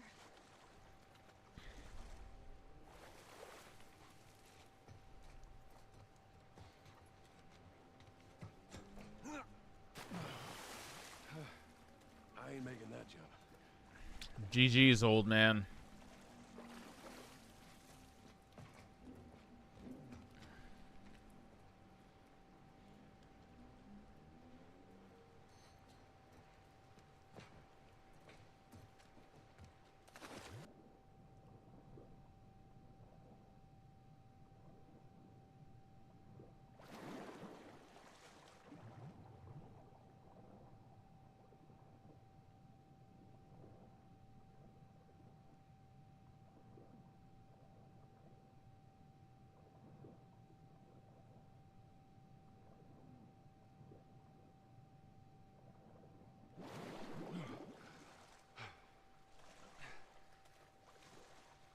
Well, that wasn't pleasant.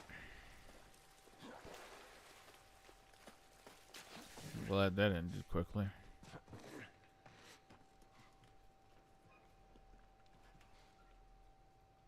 I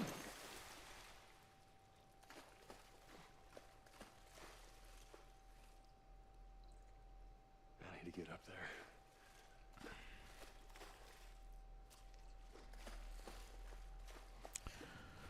That's the way up. Sorry, I do not wait up. Ball just like a layup. So let's lay it down.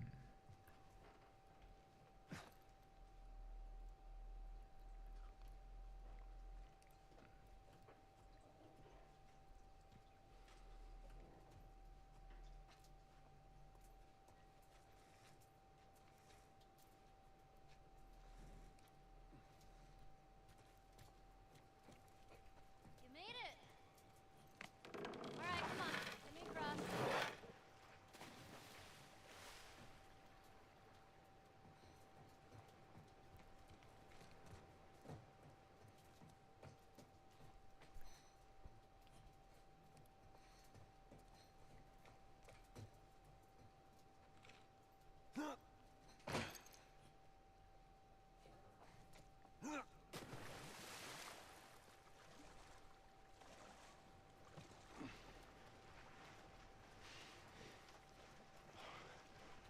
All right. Get on. Okay. Okay, there. I'm on it. Be careful. I got you.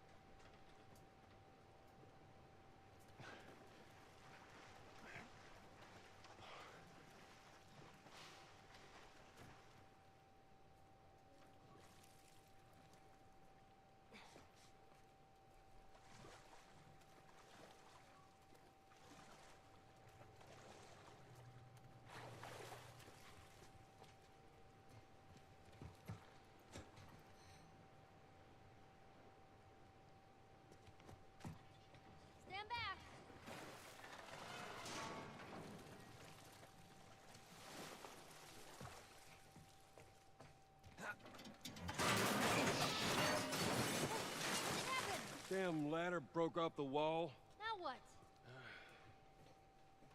I'll figure something out.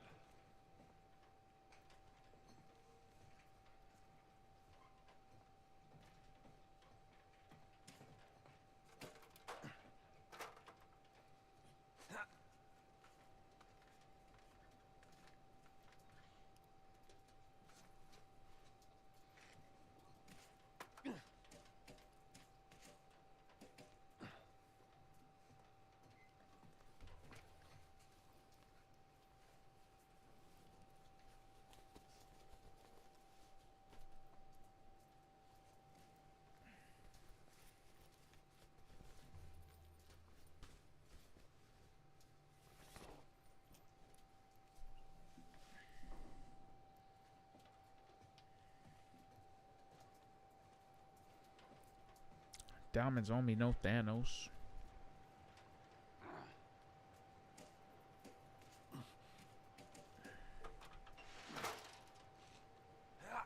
Pretty sure this is some solid enough for me to use as a bridge, right?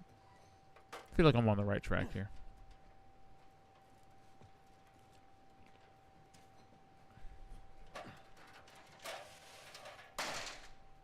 Oh, I see.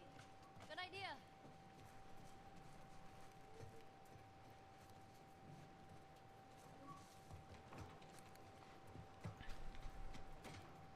Yep, kiddo, I'm a genius.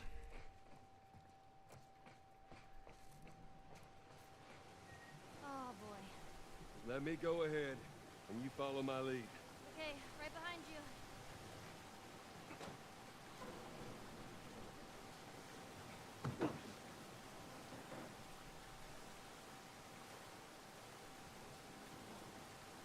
This water looks absolutely insane.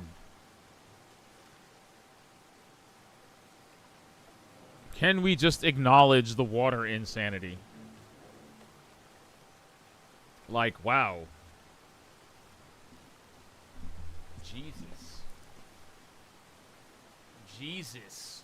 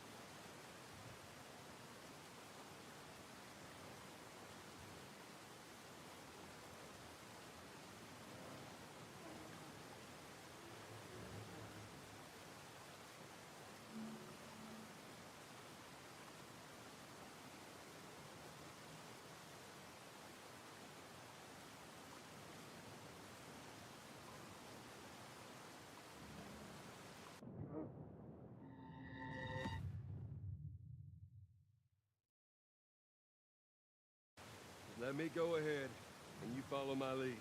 Okay, right behind you.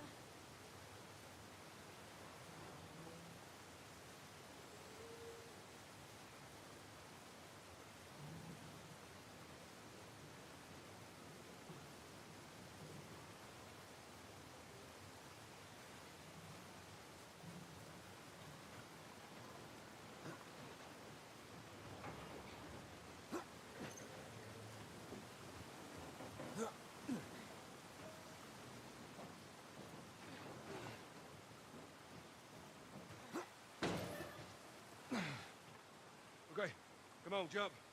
You're gonna catch me? I got you.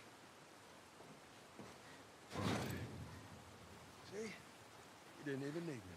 Let's get the hell off this thing.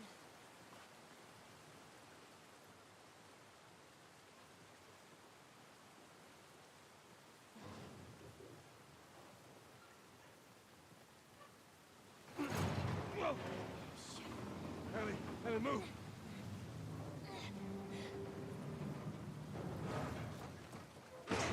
Joel! Here! I got it.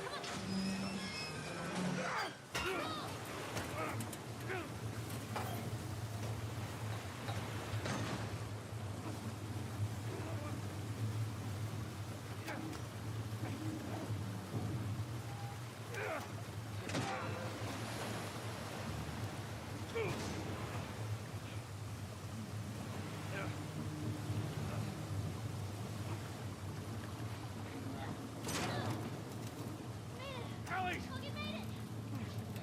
Okay.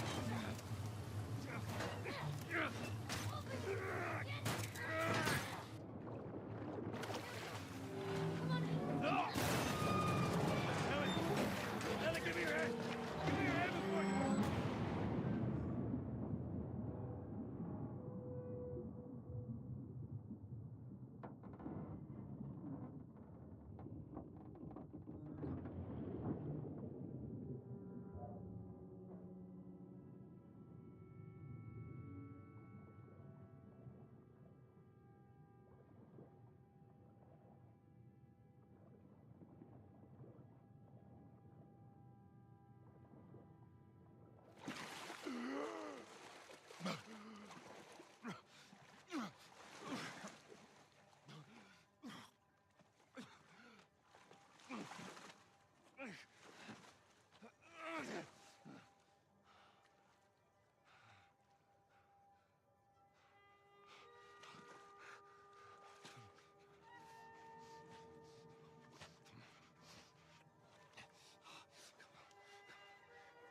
Hands in the air!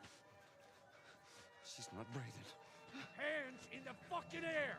Come on.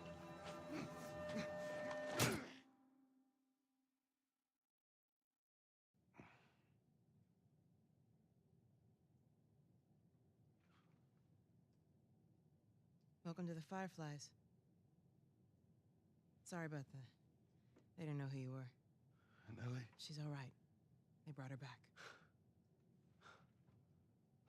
You came all this way. How'd you do it? It was her.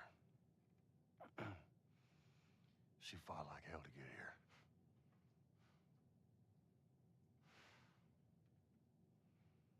Maybe it was meant to be.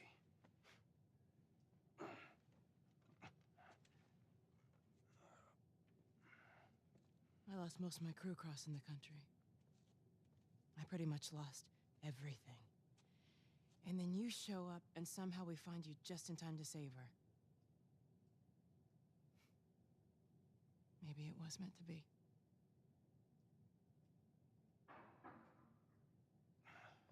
Take me to her. You don't have to worry about her anymore. We'll take care I of her. worry. Just let me see her, please. You can't. She's being prepped for surgery. The hell do you mean, surgery? The doctors tell me the cordyceps, the growth inside her, has somehow mutated. It's why she's immune. Once they remove it, they'll be able to reverse engineer a vaccine. A vaccine.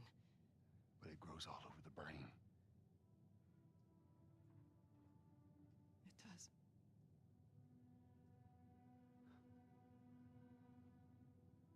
someone else. There is no one else. Listen, you were gonna show me where... Stop. I get it. But whatever it is you think you're going through right now is nothing to what I have been through. I knew her since she was born. I promised her mother I would look after her. Then why are you letting this happen? Because this isn't about me, or even her. There is no other choice here.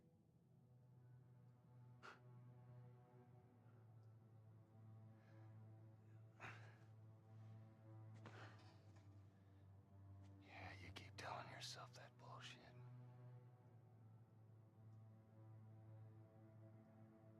March him out of here. He tries anything, shoot him. Don't waste this gift, Joel.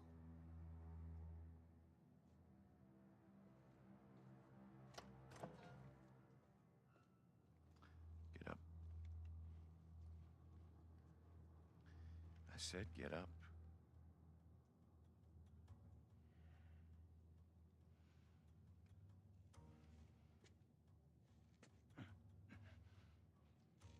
Go on. Move.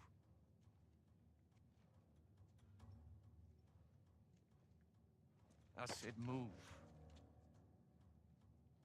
Give me an excuse. Which way?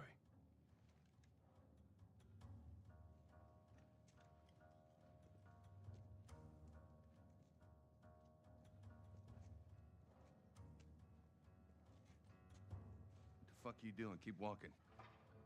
I said keep walking. Where was the operating room? I ain't got time for this. Where?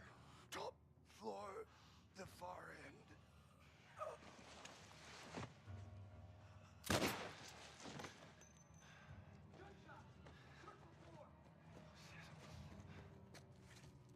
The smuggler, he's in here!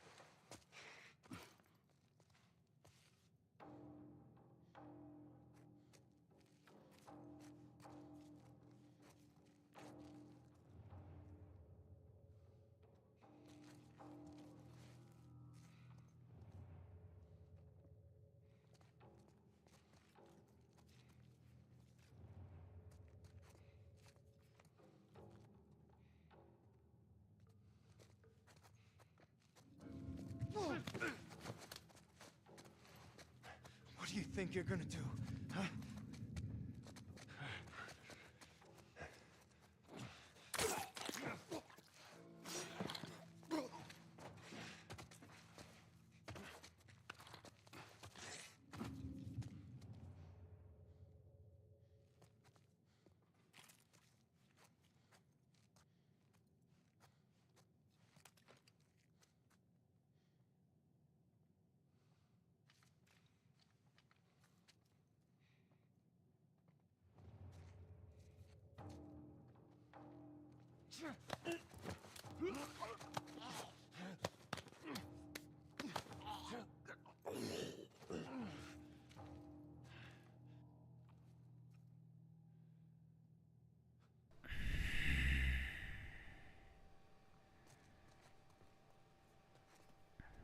We are locking the F in. That's what's happening here.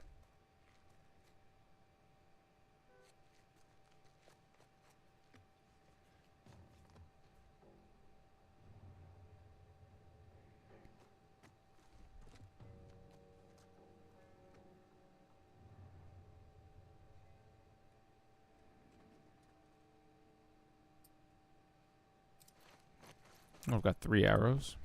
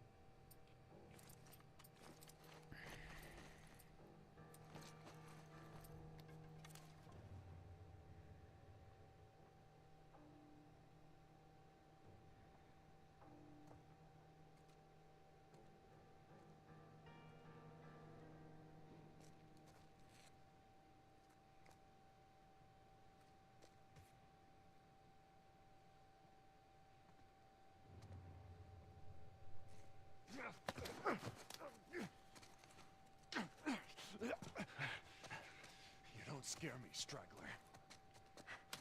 I'm not trying to scare you, bro. I'm trying to kill you.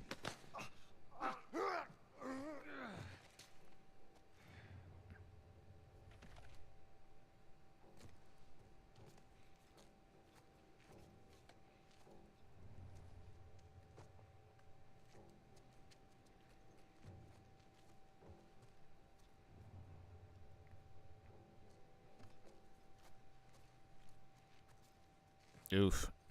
Forgot about those two.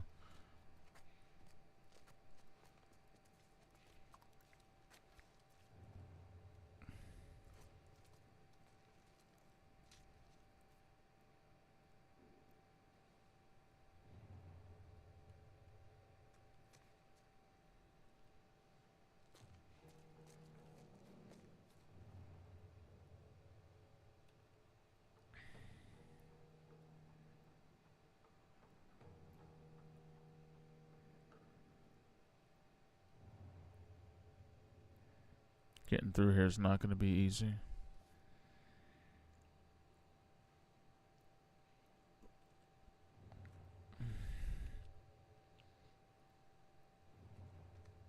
We're not even dealing with refugees. We're not, refugees. Refugees is such a weird way to put it.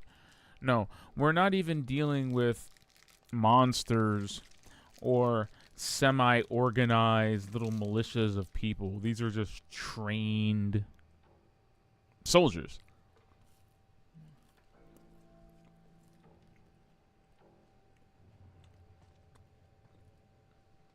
Oh, shit.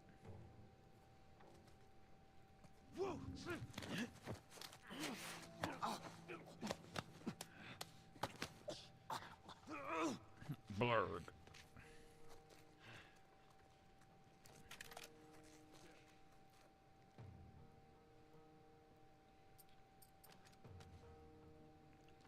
Ah, shit. Shit.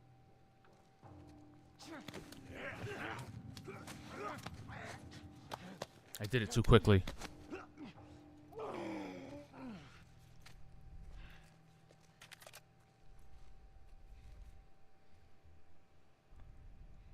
I think I grabbed him too quickly.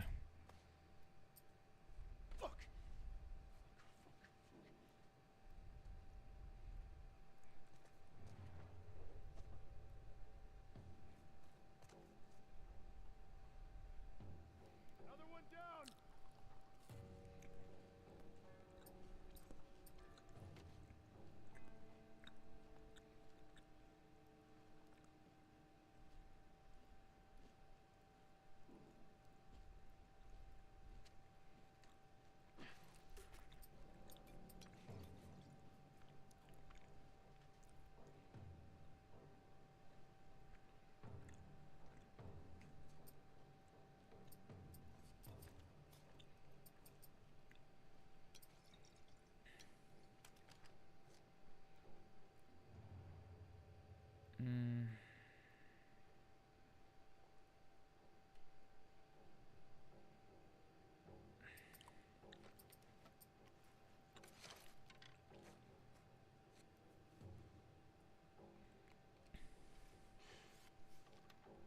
No, there's no way. I can't kill one of them without the other one noticing. Oh shit, that's gonna go off. Yep.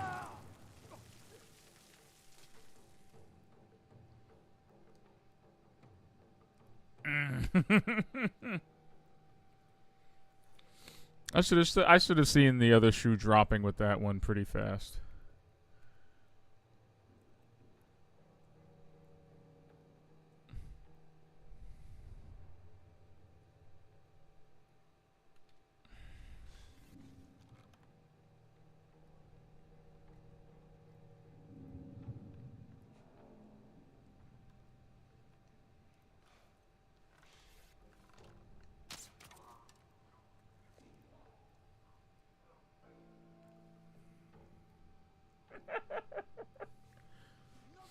Imagine just walking by and your friend just like your friend just drops from an arrow. Oh shit.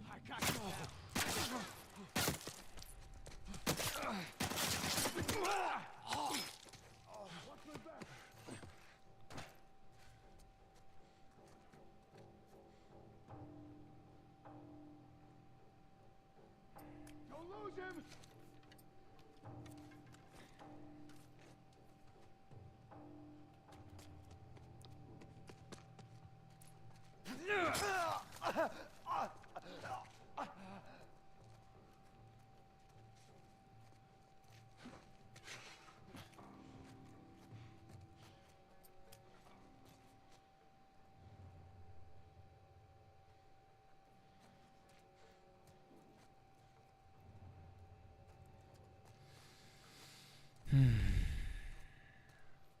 Not quite going the way I planned it, but you know.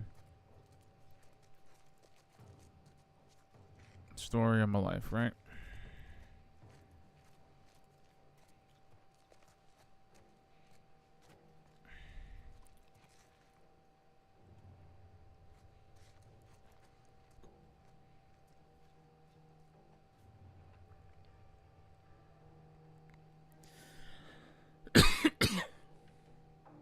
There's some odd floors up that we gotta reconcile.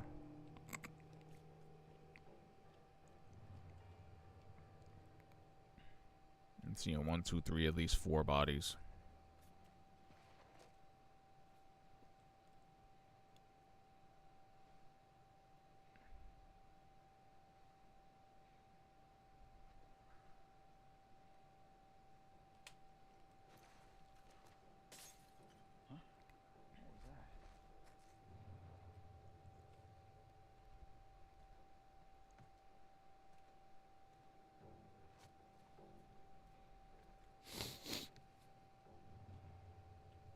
I feel like I got 1, 2, 3.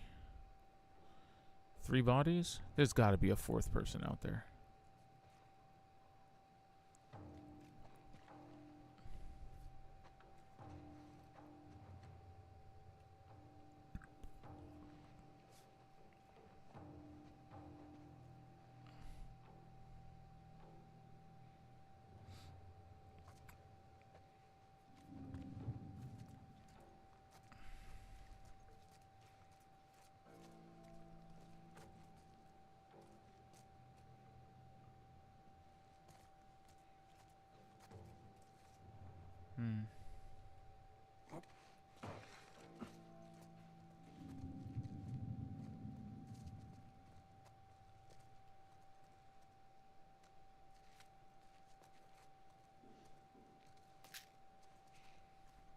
got nothing over this way.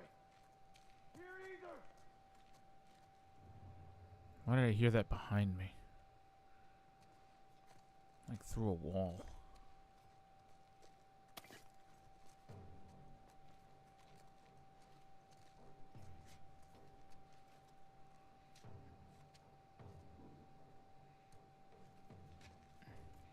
No.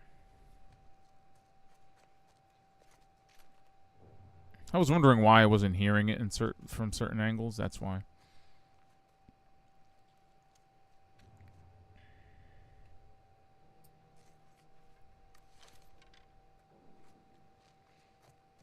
I remember I used to be so good. I used to know how to sneak through here without alerting any of them. It was so cool.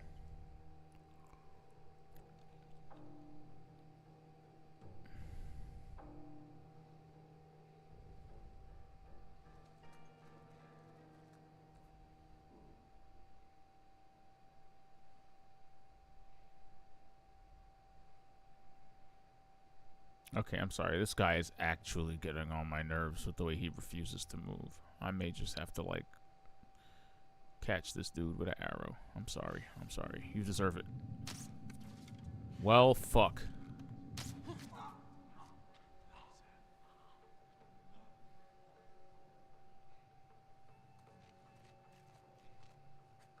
That was your friend getting got by an arrow, bro. He heard zzz, and was like, what was that? It's like, oh,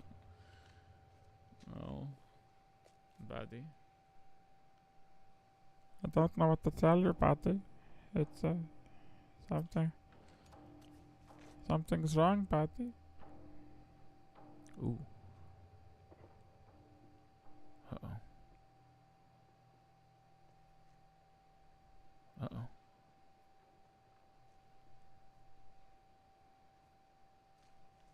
I got two people creeping in the other direction.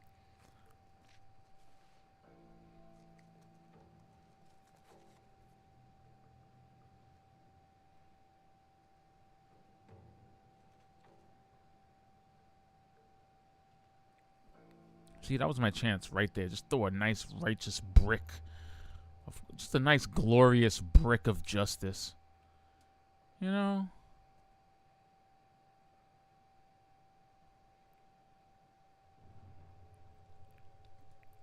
Just chuck a nice hefty brick out there.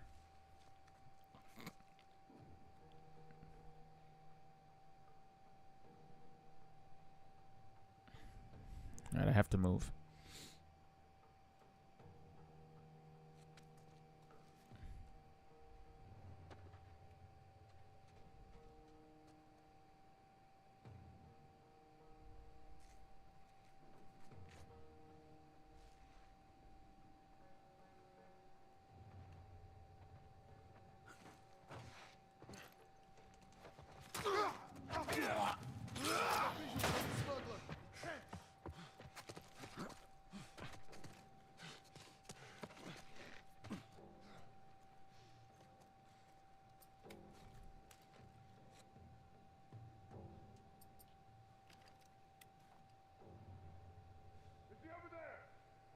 Gone.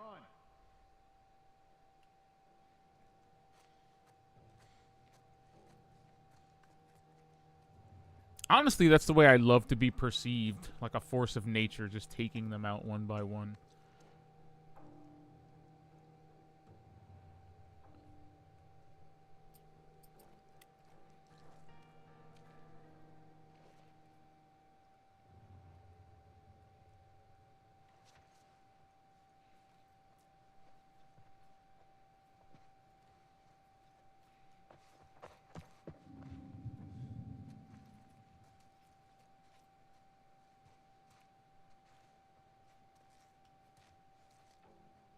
I feel like at this point, like who's catching me?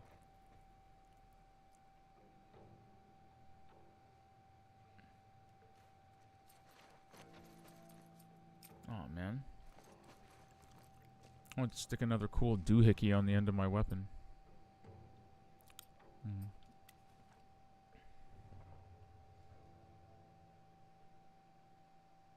I've got 2 blobs left, and they're antsy. Come on.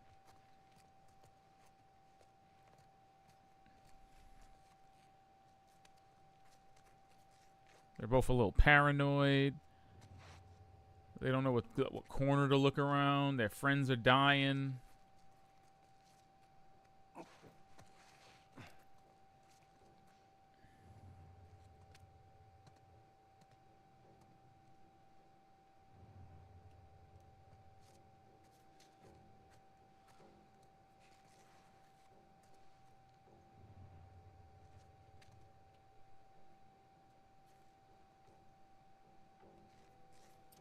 You're lucky I don't have any more arrows, 'cause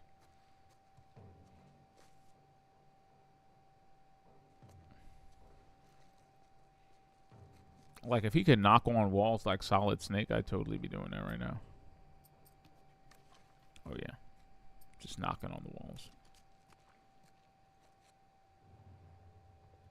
Oh, this poor guy. I feel for him.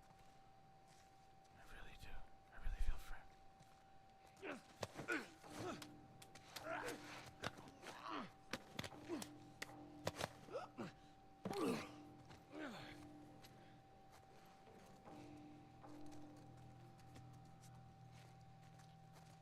Give me that brick.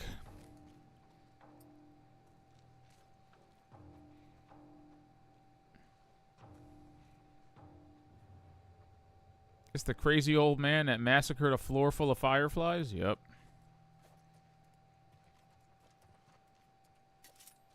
Why'd he do it? So he could doom humanity.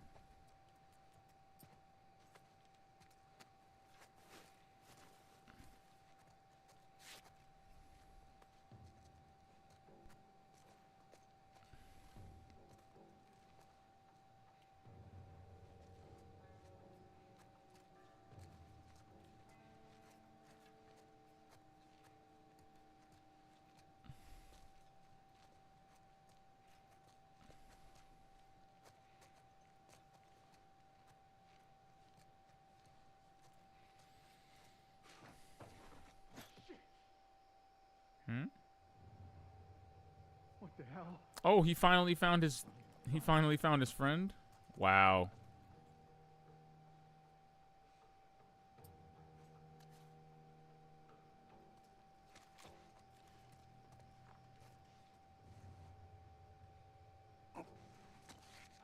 I mean, at this point, I could just beat old boy with a brick and he wouldn't be any the wiser.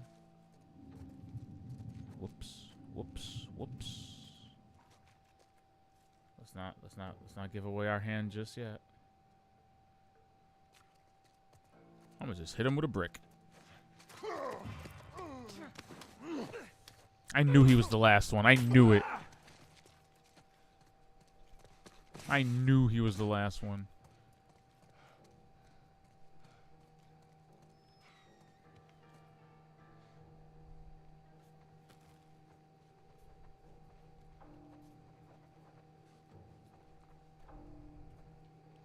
Wouldn't it be nice if Joel could find like a box full of scalpels? And then that would be like a bunch of blades for me to make like more shivs and stuff with, you know?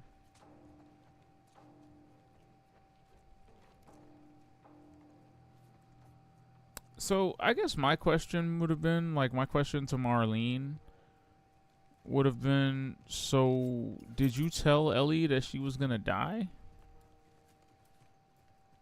Did you let her know that the choice that she was making to save humanity to get this surgery would ultimately kill her? Did you let her know that?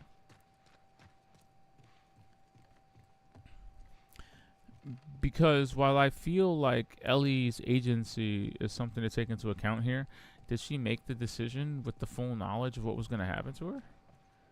They never established that, and I think with good reason. It keeps Joel's choice morally ambiguous. Not that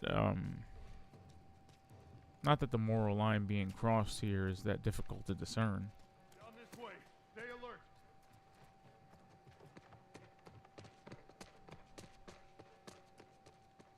That's exactly the way you play it.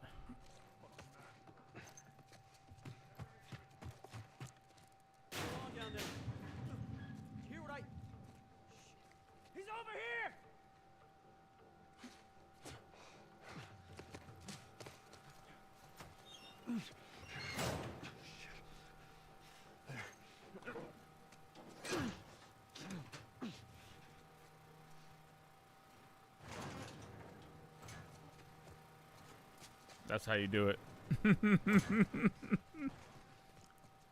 Oh, God.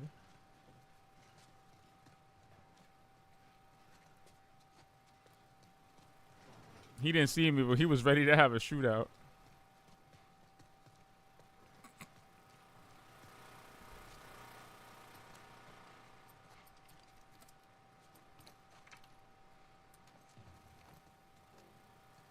Got a whole assault rifle, dude. Look at this. Oh my god. Joel. What are you using? Bro, do you have permits for this thing? It has like 30 bullets per clip.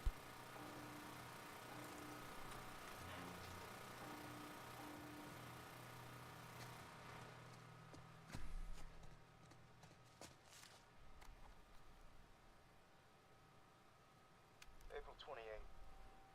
Marlene was right. The girl's infection is like nothing I've ever seen. The cause of her immunity is uncertain. Probably she was born with it. As we've seen in all past cases, the antigenic titers of the patient's cordyceps remain high in both the serum and the cerebrospinal fluid. Blood cultures taken from the patient rapidly grow cordyceps and fungal media in the lab. However, white blood cell lines, including percentages and absolute counts, are completely normal. There is no elevation of pro-inflammatory cytokines, and an MRI of the brain shows no evidence of fungal growth in the limbic regions, which would normally accompany the prodrome of aggression in infected patients. We must find a way to replicate this state under laboratory conditions. We're about to hit a milestone in human history equal to the discovery of penicillin. After years of wandering in circles, we're about to come home, make a difference, and bring the human race back into control of its own destiny. All of our sacrifices and the hundreds of men and women who've bled for this cause, or worse, will not be in vain.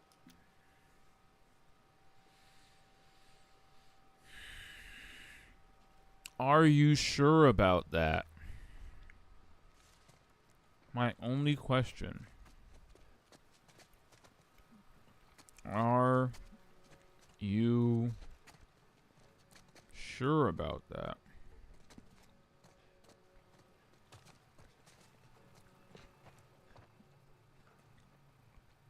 Just because it's going on in her body doesn't mean you can replicate it. I don't understand the hubris.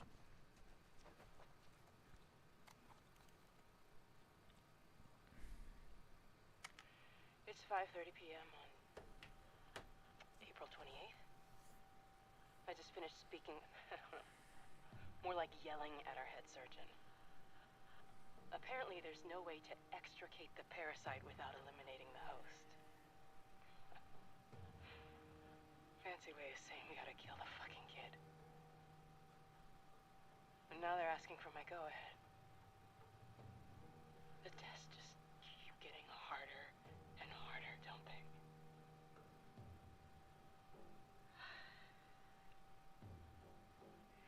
I'm so tired. I'm exhausted. And I just want this to end.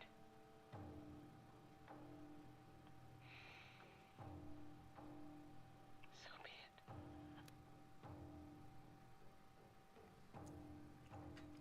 I'm more worried that you think killing the kid is the solution.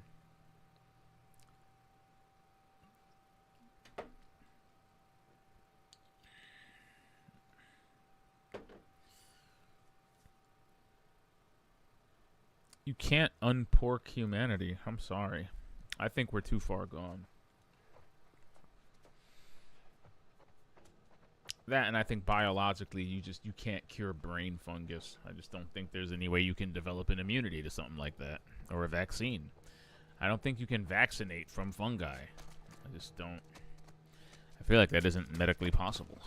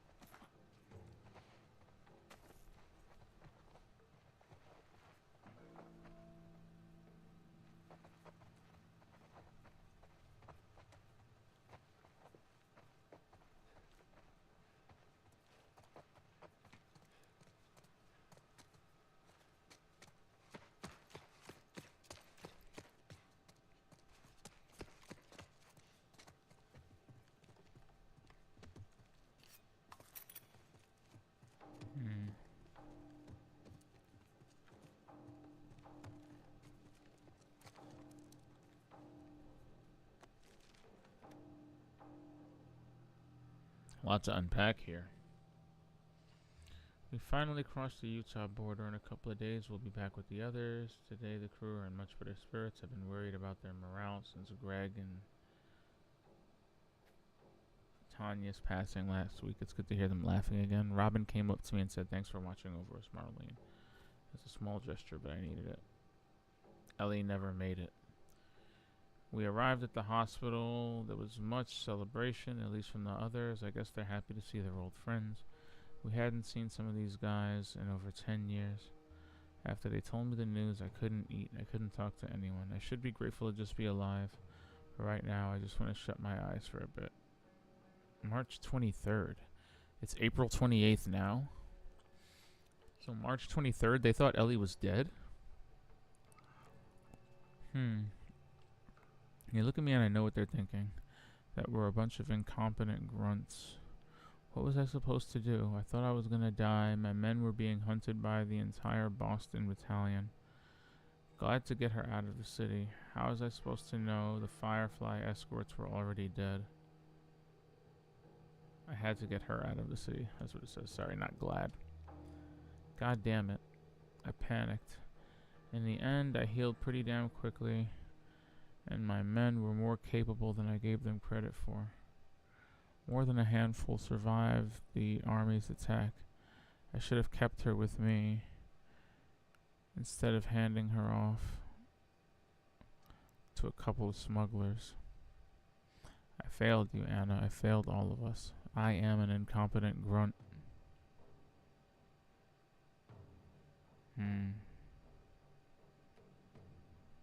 April 25th. I can't stand talking to any of them. I don't think I can take the stairs any longer. No way I can stay here. Wow, she was ready to crash out. She was completely ready to crash out at this point. March 24th, barely a month later, and she's about to crash out. But then, lo and behold, 3 days later, April 28th, that must be today, one of our scouts just radioed in. He spotted an older man and a younger girl entering the tunnel by the bus terminal. He thinks she might have had red hair, but he's not sure. What if it's her? Stop doing this, Marlene. The recon squad is about to head out. I'm going to join them. And April 28th, when you're lost in the darkness, look for the light. She's alive. They're running the tests on her now. I can't tell if I'm excited, scared, or just nervous. All I know is my hands won't stop shaking. Damn, nothing about Joel? Shit.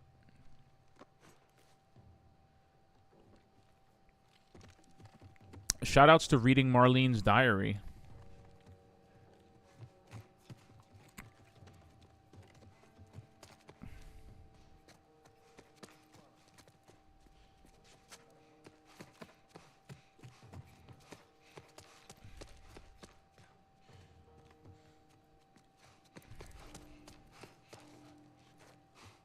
No matter what, he doesn't get through here? I'm sorry. Are you daring me to shoot everybody?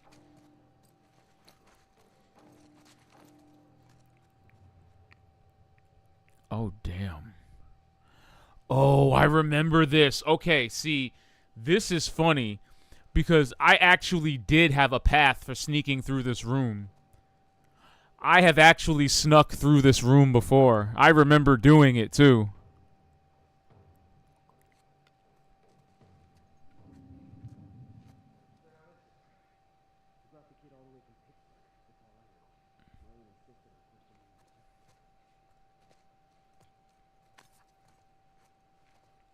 I remember. There's like a very interesting and unique pattern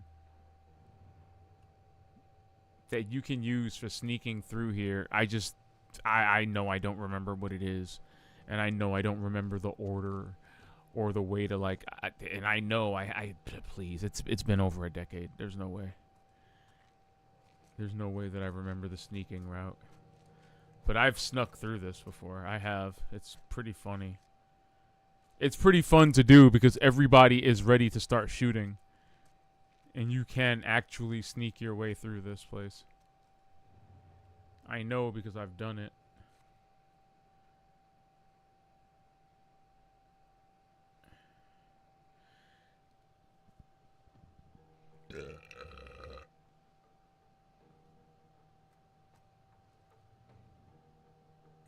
like he turns a certain way, then he turns back. It like you can sneak through here.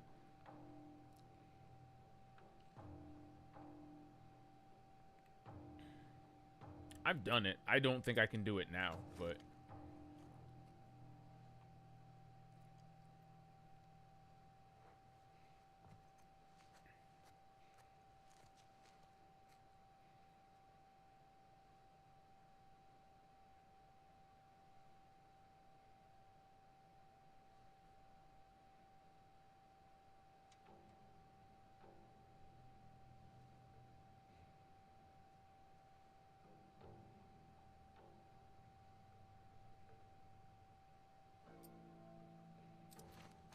no damn arrows. Ugh.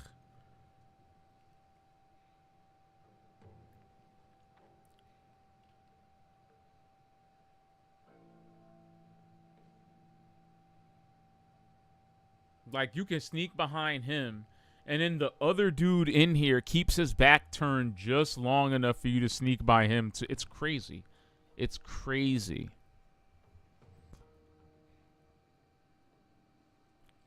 Like I said, I wish I oh, shit. No. No, he saw me. No. Damn it. He saw me. Or this guy. I messed up his patrol pattern. Damn it. I messed up his patrol pattern now, though.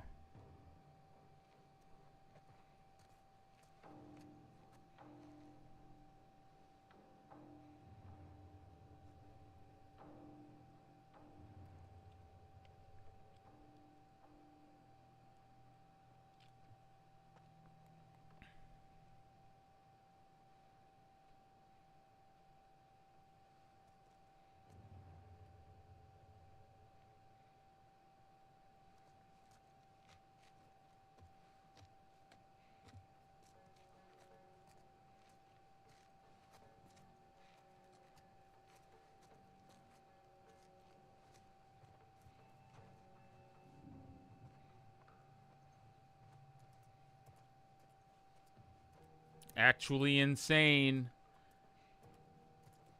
Okay, and see? This is the very last part. And this is the part that messes everybody up. Because look, it's like everybody's pointed in this direction. So what I would do, and I think I remember this. I think I remember this really well. What I would do is, I think I would throw a smoke bomb this way. And I would, I would throw a smoke bomb in between the two of them. And while they're all coughing and fucked up, I would run through the door and shut it. Like, you can run through the door. I think that's what I would do. I don't remember.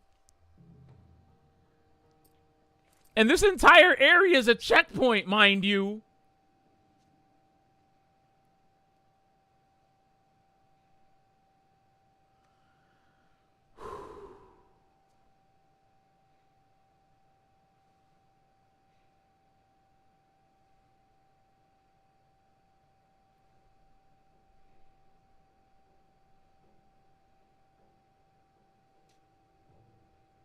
Really made it all the way over here, bro. Okay. I'm gonna try it. I'm just gonna freeball it. Let's go. Let's go. Let's go. I'm gonna freeball it. Okay. I can't believe I kind of remembered the sneaking path. That's crazy that I actually kind of remembered it. I'm dead serious. That's what I do, though. I chuck the smoke bombs, and then I just run through the crazy shit. That I remember, I distinctly... It's like a core memory is being unlocked.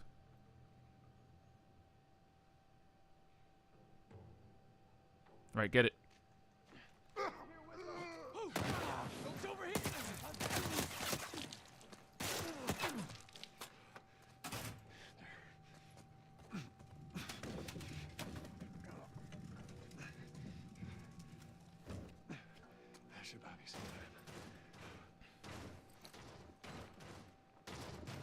What'd I say?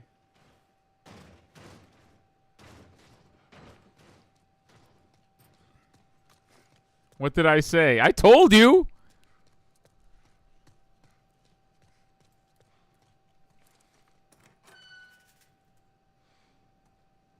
shit. Moment of reckoning. Sweet Jesus. Doctor? What are you doing in here? Uh-oh. I'm here for her. I won't let you take her. This is our future. Think of all the lives we'll save.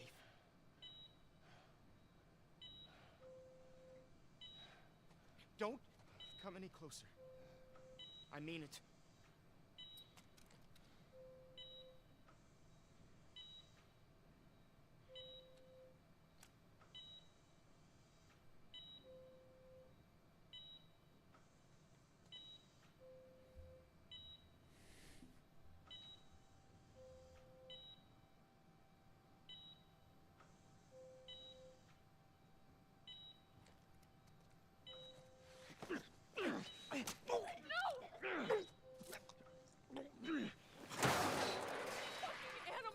Carrie, shut the hell up. Come on, baby girl. I got you. I got you. Oh, shit. Who remembers what I said?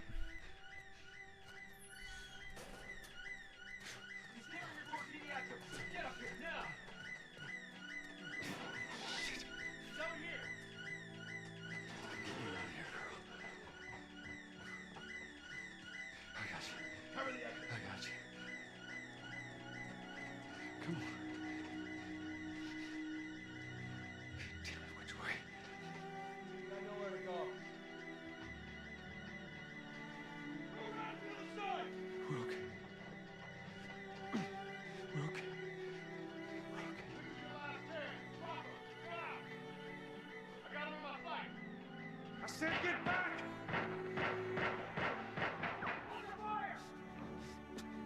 Hey, stop!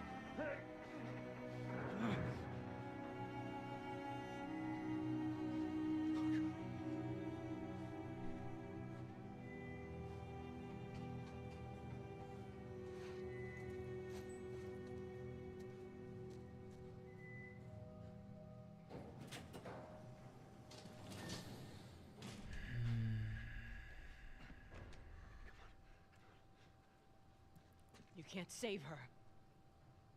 Even if you get her out of here, then what? How long before she's torn to pieces by a pack of clickers?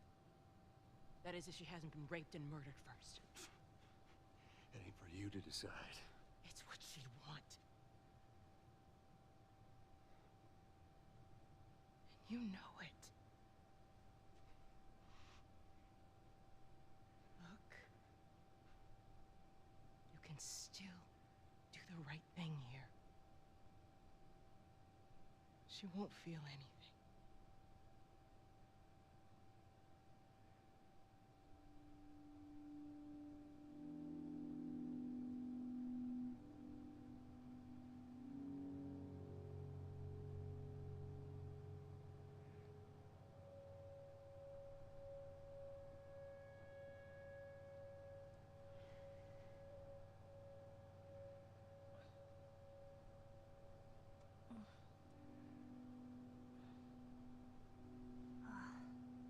What the hell am I wearing? Just take it easy. Drugs are still wearing off. What happened?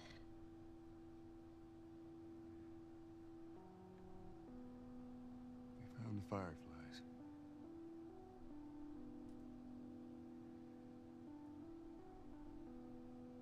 Turns out there's a whole lot more like you, Ellie. People that are immune. There's dozens, actually. Ain't done 'em a damn bit of good, neither. They've actually... They've stopped looking for a cure.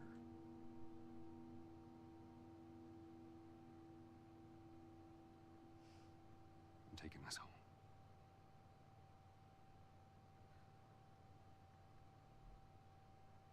I'm sorry.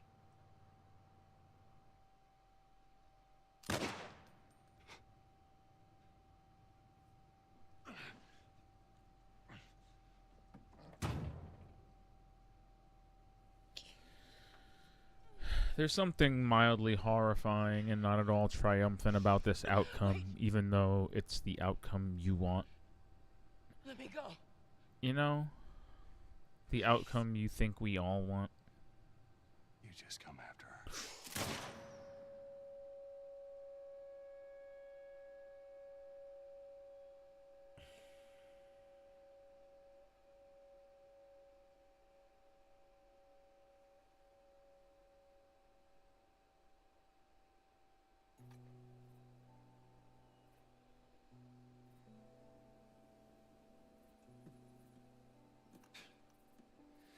It kind of makes you wonder, you know, was it all for nothing?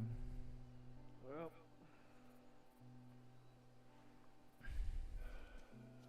looks like we're walking. Should it all have been for nothing? Did Tess die for nothing? Should be a straight shot through here. Tess, Sam, Henry. It's actually kind of pretty. ain't Oh it? wow, you're Ellie again.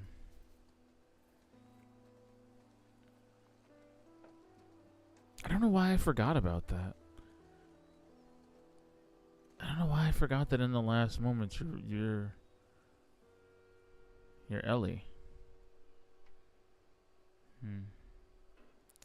All right.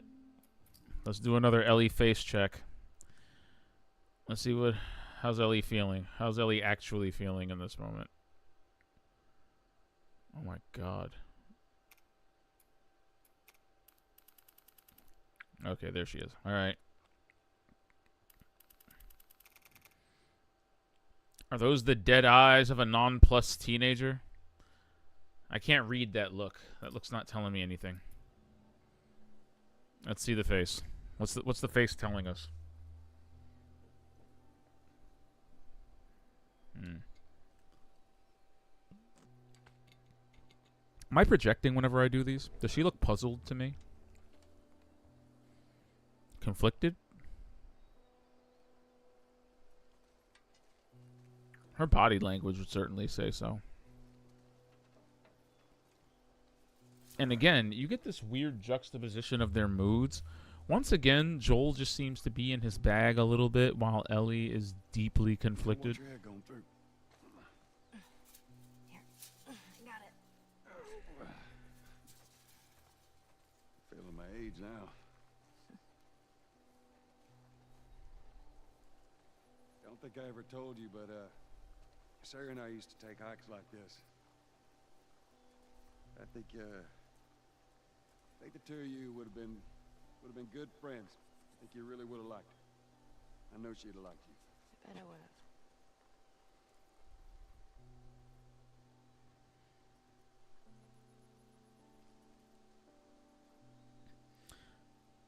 have. Okay, and like you see her face.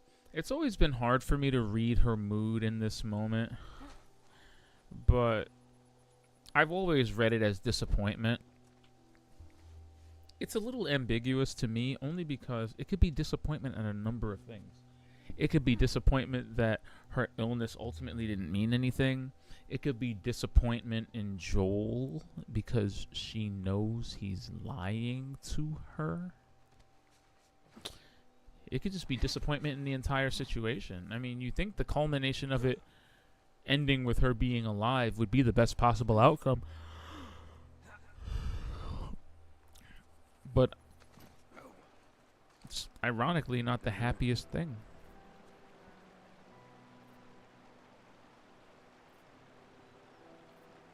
Just a little bit further now.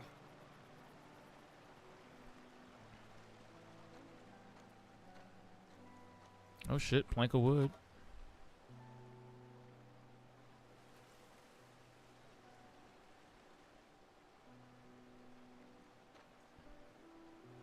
Use it on Joel. Oh well.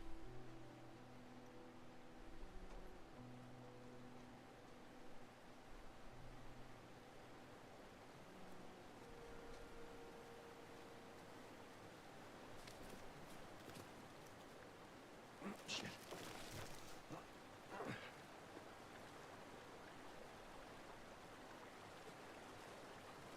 I was gonna say GG's, but how am I making it up there?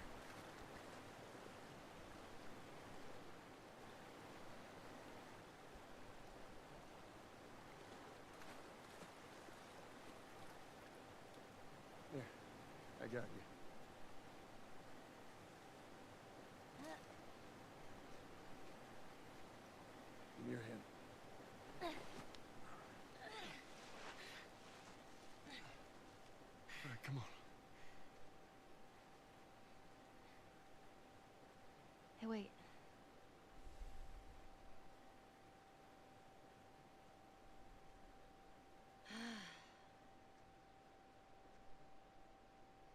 Back in Boston, back when I was bitten, I wasn't alone. My best friend was there. And she got bit too. We didn't know what to do. So, she says, let's just wait it out. You know, we can be all poetic and just lose our minds together. I'm still waiting for my turn. Ellie. Her name was Riley, and she was the first to die. And then it was Tess. And then Sam. None of that is on you. You don't understand. I struggled for a long time with surviving. And no matter what, you keep finding something to fight for. Now, I know that's not what you want to hear right now. Swear to me. Swear to me that everything that you said about the Fireflies is true.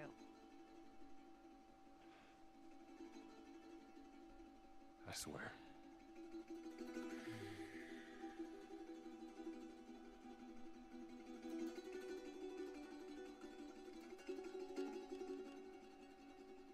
Okay?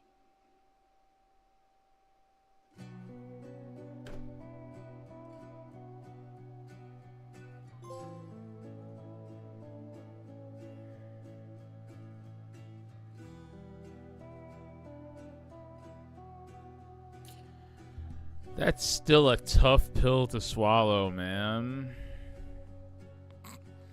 That's still such a tough pill to swallow. Even now, like, I can't read it. I can't.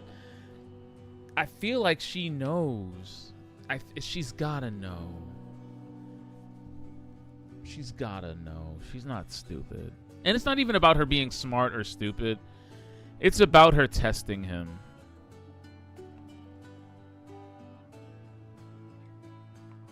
I feel like he failed.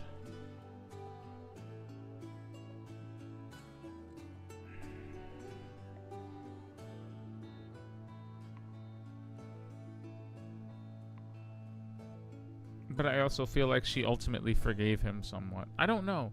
I would love to know. And we're definitely going to find out when we finally get around to playing part 2 on stream. We're going to find out together. But, like, just... this is so it's such a tough pill to swallow. Man.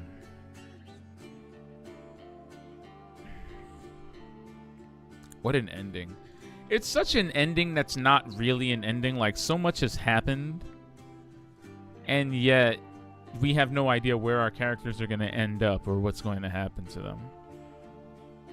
But what we do know is that Joel either made an extremely compassionate or an extremely selfish choice.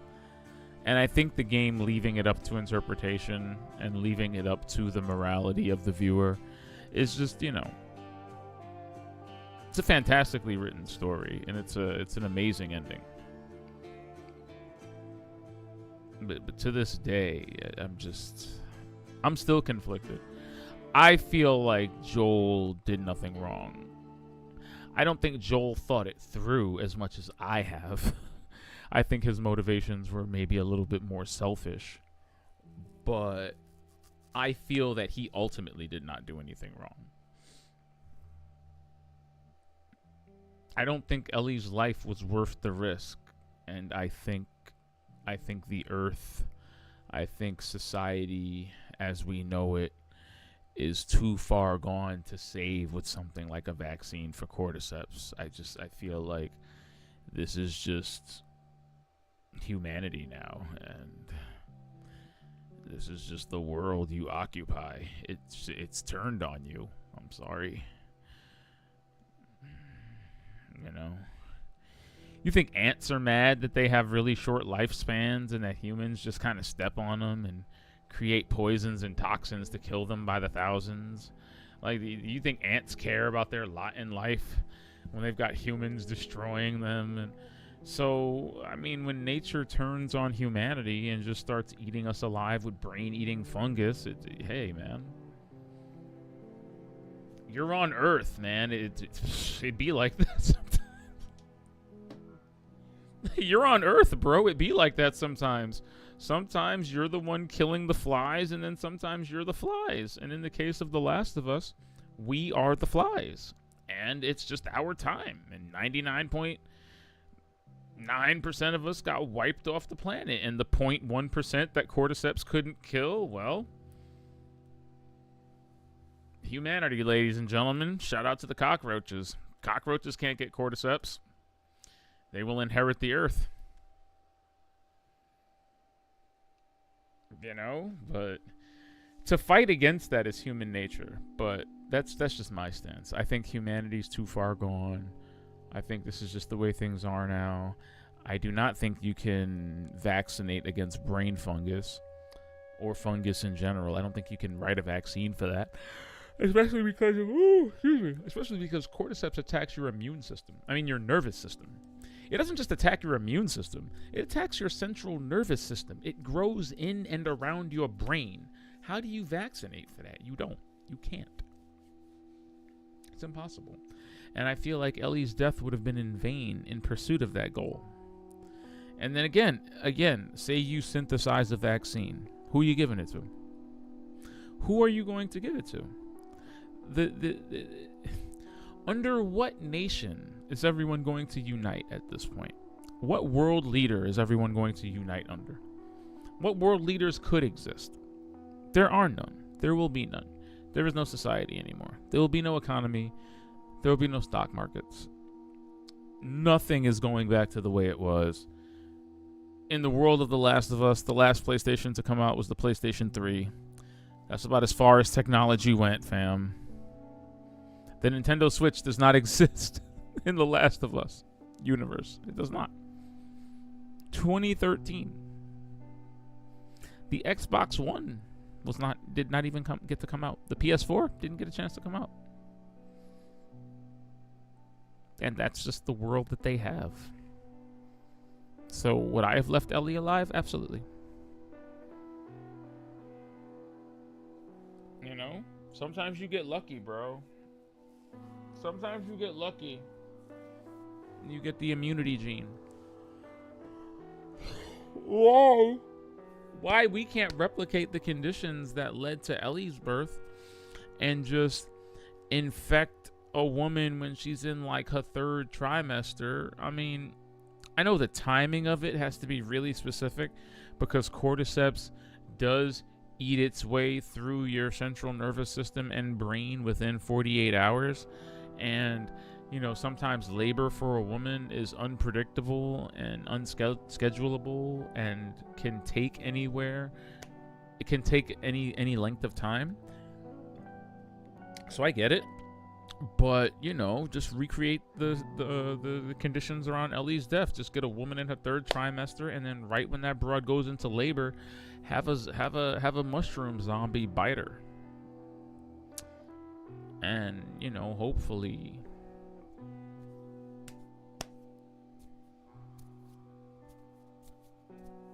you know, come out of the vagina like this, and then you'll have another immune baby. Maybe. No, I feel like somebody tried that already. Just say extra special thanks to Herman Holst. Isn't Herman Holst the current CEO of SCI? Wait.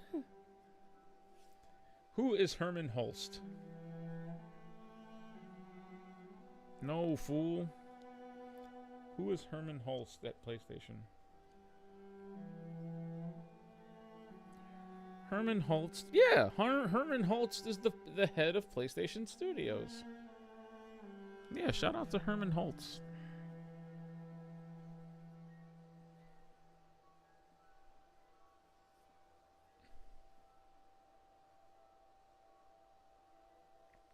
Yeah, I don't know, man. I stand with Joel. Anyone else who doesn't stand with Joel, feel free to leave your opinions in the comments. Yeah. Leave your opinions in the chat. I will vigorously challenge you. You know. But yeah. Joel did nothing wrong. Even if he did it for the wrong reasons, he did nothing wrong. I empathize and feel sorry for Ellie ultimately. And yeah, humanity's doomed, fam. I'm sorry.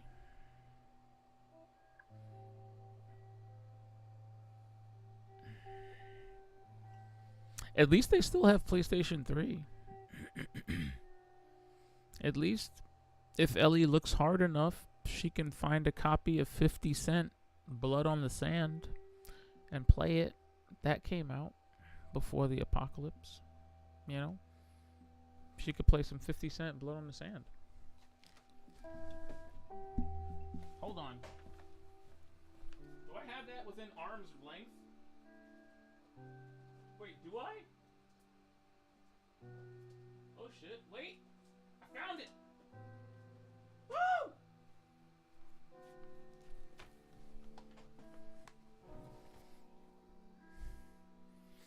Yeah, like, I mean that. Like, yeah, see, like, if Ellie looks hard enough in certain places, like, she too can get herself some 50 Cent Blood on the Sand for PlayStation 3. And she can play this. And she will not have any idea what's going on. She's going to be like, who's 50 Cent? Why does he keep saying the N-word? And what is the big deal with the crystal skull? And these are questions that she would totally be just valid. These are valid concerns because, you know, in my lifetime, I have lived to see a 50 Cent video game come out. Not only that, but I bought it. You know, I should have bought 50 Cent Bulletproof. But I figured one 50 Cent game was enough. I don't know. Oh shit, look at this. New game. Choose your G Unit member. I love manuals. You can pick Tony Yayo. Oh shit, you can play as Lloyd Banks? His favorite rapper is the Notorious B.I.G.? Yo, what are these bios? Wait a minute. Born, Wait, Lloyd Banks. Born, Maryland. Raised, Southside Jamaica, Queens. Favorite rapper, Notorious B.I.G. Favorite album, Life After Death. What don't you like to do? Pretend. What do you like to do? Make music. Favorite place, the recording studio.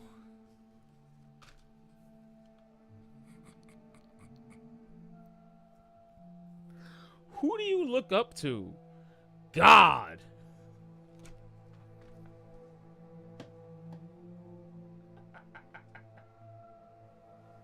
Hold on.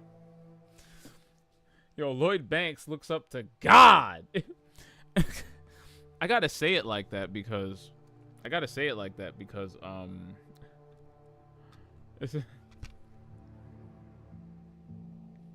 it's in all capital letters with no period. It just says God in all caps.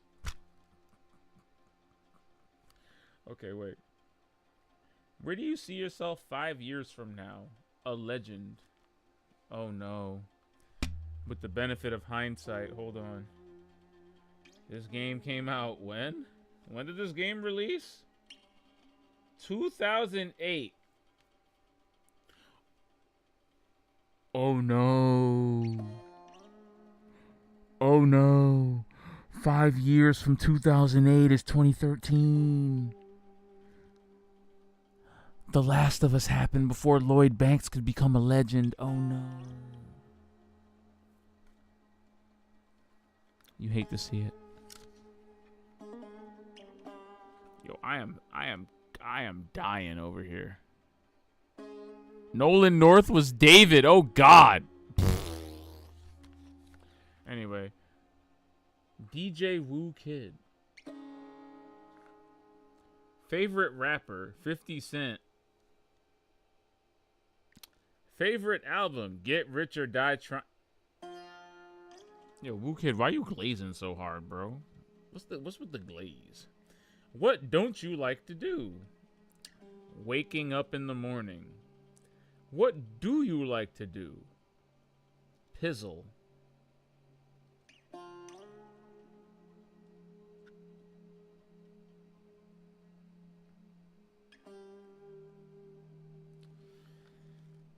Favorite place? Thailand.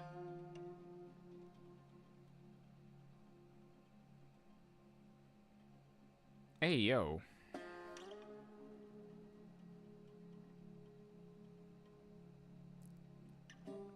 Bro's favorite thing to do is pizzle in Thailand. He must have he must have been hanging out with Mr. C. Clearly, he and Mr. C were really good friends. Who do you look up to? Obama.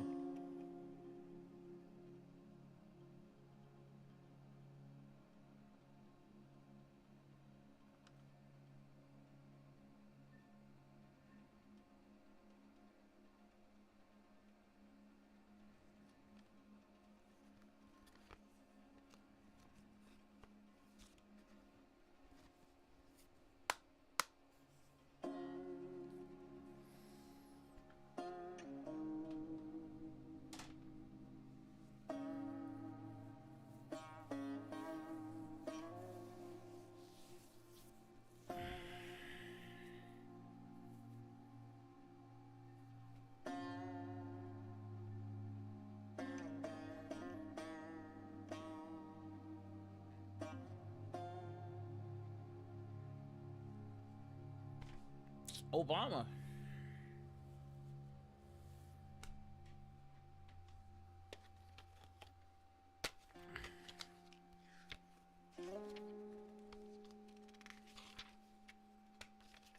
I'm going to go to a 50 Cent concert or a 50 Cent public appearance at some point and have him sign this. Any member of G Unit. This is ridiculous. Where do you see yourself 5 years from now? In Haiti, broke.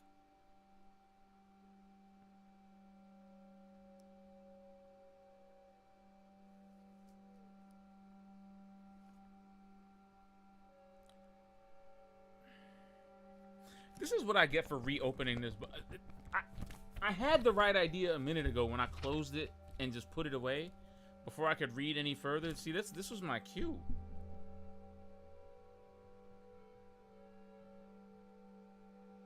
I just can't get over. Who do you look up to? God.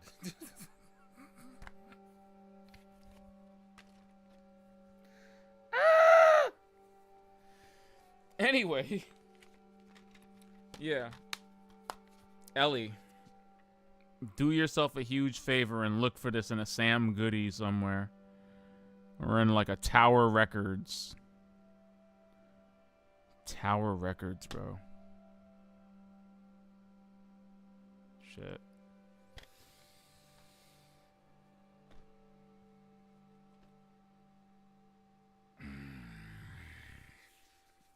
$50 Blood on the Sand, y'all. G-Unit. G-Unit.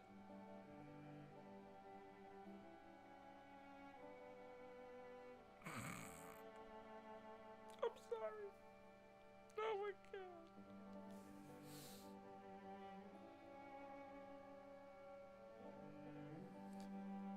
God. Good Lord, how long are these credits?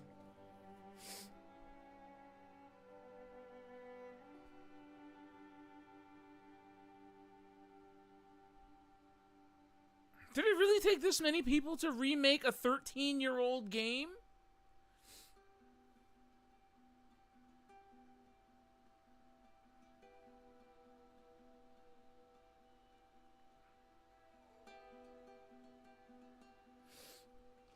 think The Last of Us came out in 2013, didn't it? It's a 2013 game, isn't it? It definitely came out. It definitely released at the tail end of the PS3's life because it was a very technically accomplished PS3 game, even if it was choking the PS3 to death.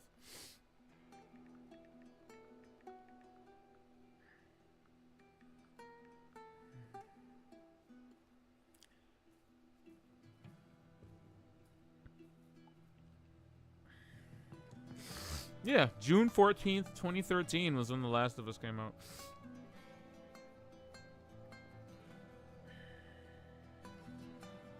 It's crazy.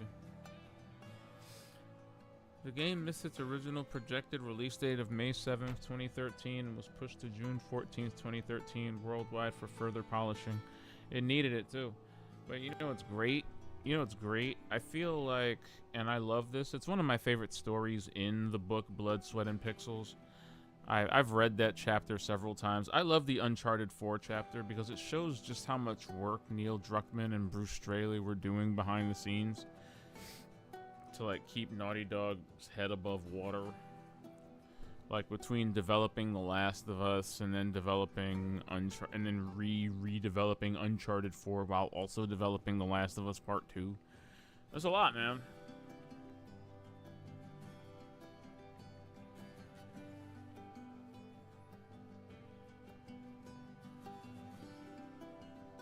How crazy is it to play the original Last of Us on a PS3? I don't know.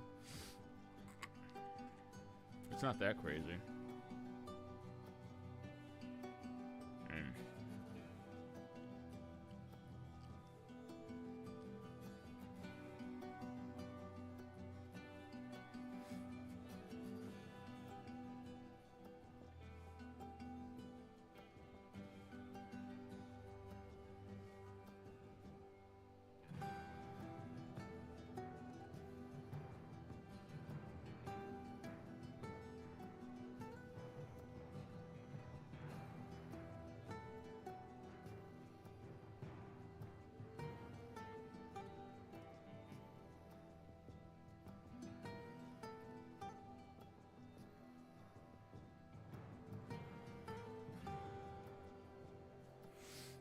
And I was gonna say, The Last of Us Remastered is basically the PS3 version of the game with better graphics.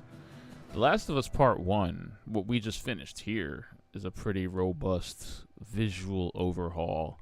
Not really a remake in terms of mechanics, because it does not incorporate gameplay elements from The Last of Us Part 2, like the expanded cover system and mantling and, you know, going prone. It doesn't really carry over any gameplay improvements introduced in The Last of Us Part 2 to the original. It's kind of just a really dense visual overhaul of the game. And in that case, I mean, I consider The Last of Us Part 1 to just be like a visual remake. It's a highly visual remake. It even changes elements of the presentation. Like I said, Joel looks older in Part 1 compared to remastered in the original game.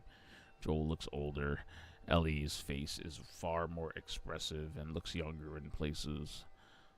The graphics are incredible, jaw-droppingly beautiful at times, but otherwise it's literally the same game.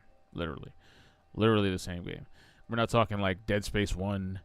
We're not talking Dead Space 2008 to Dead Space remake levels of fidelity and gameplay expansion. No. This is more like the Shadow of the Colossus PS4 remake, where things have just been polished to such an impossibly high sheen that you can, if you are so inclined, you can call it the definitive version of the game. If you're so inclined. So Last of Us Part 1. Oh, excuse me. With Part 2's mechanics, though, would have been a really interesting sell. I would have felt the gameplay would have been really interesting if Joel had the ability to climb underneath cars or crawl low to the ground, especially using the bow and arrow and other mechanics. I would have been down with that. You've unlocked New Game Plus and Speedrun mode. They can be activated when starting a new game. New character skins, blah blah blah, filter modes, and blah blah blah are available in the blah blah blah menu. Wasn't that lovely?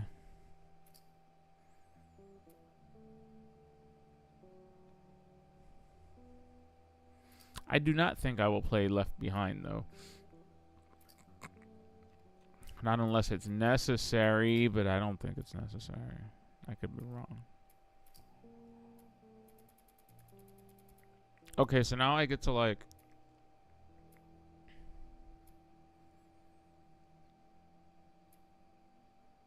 Does it say anything about where the toolkits? Does it say that?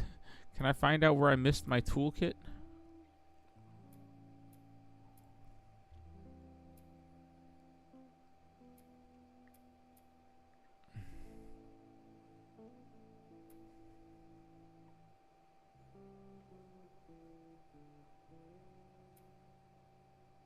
Oh no, I didn't find the one comic in the epilogue.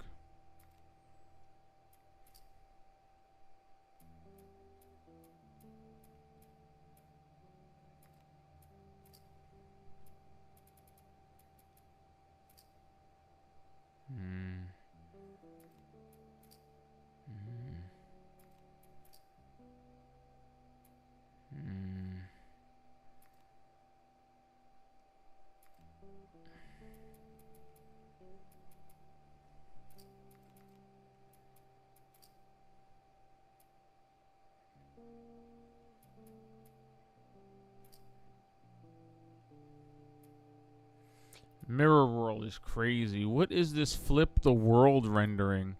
Horizontally flip the world rendering every time you die is insane. Wow. Slow motion. Bullet speed mode. Infinite ammo. Infinite crafting. Infinite melee durability. Infinite listen mode range? What does that even mean? One shot kills? Touch of death? Explosive arrows? What?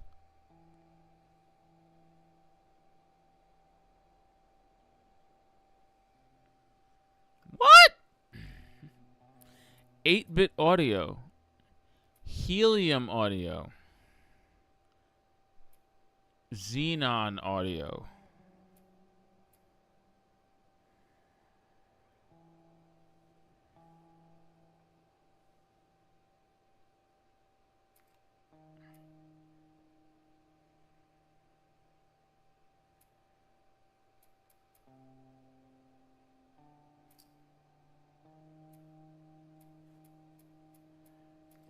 Wow.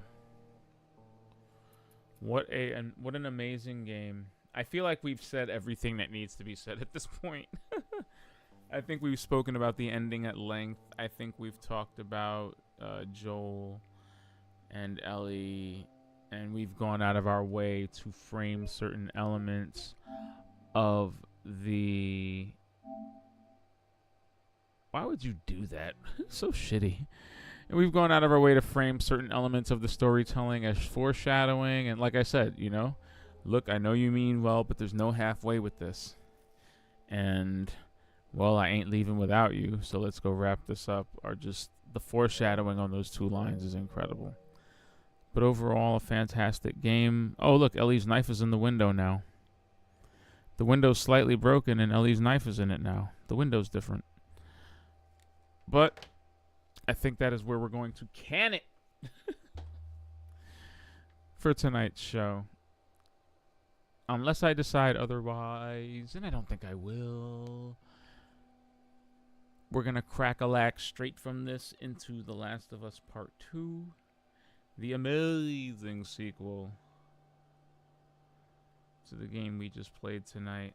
And basis for the season, for the newest season of the show that will be debuting this Sunday. So I hope you're all around for that. I hope you're around. But as I always say, thank you for watching. Shout out to the new followers tonight. Shout out to all of you. Seriously. Shout out to Cosmic Van Denim for popping in. Shout out to Concerned Psychodrunk. Shout out to the 2 dudes that followed earlier. I do not remember your name, but I feel your presence. And shout out to Game Styles. I'll shoot you a message on Discord. Hopefully you're a chill dude. But until the next stream, until we get into our 4-year time jump and Ellie becomes much older, until these things happen, this has been me, Expert Penguin. This has been the Expert Playlist. And until the next show, please be well. Please stay cool out there. And good night.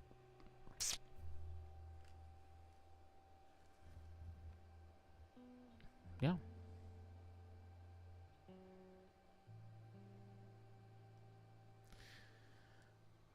The Last of Us Part 1. Oh shit, that's 15. That's 15.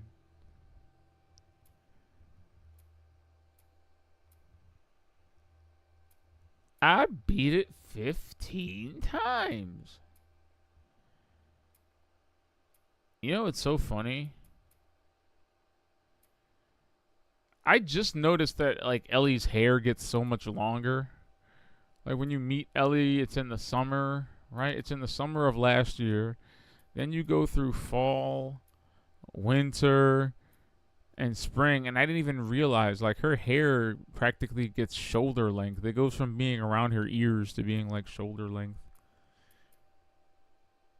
That's crazy. That's crazy. Video games. Alright, you wonderful folk.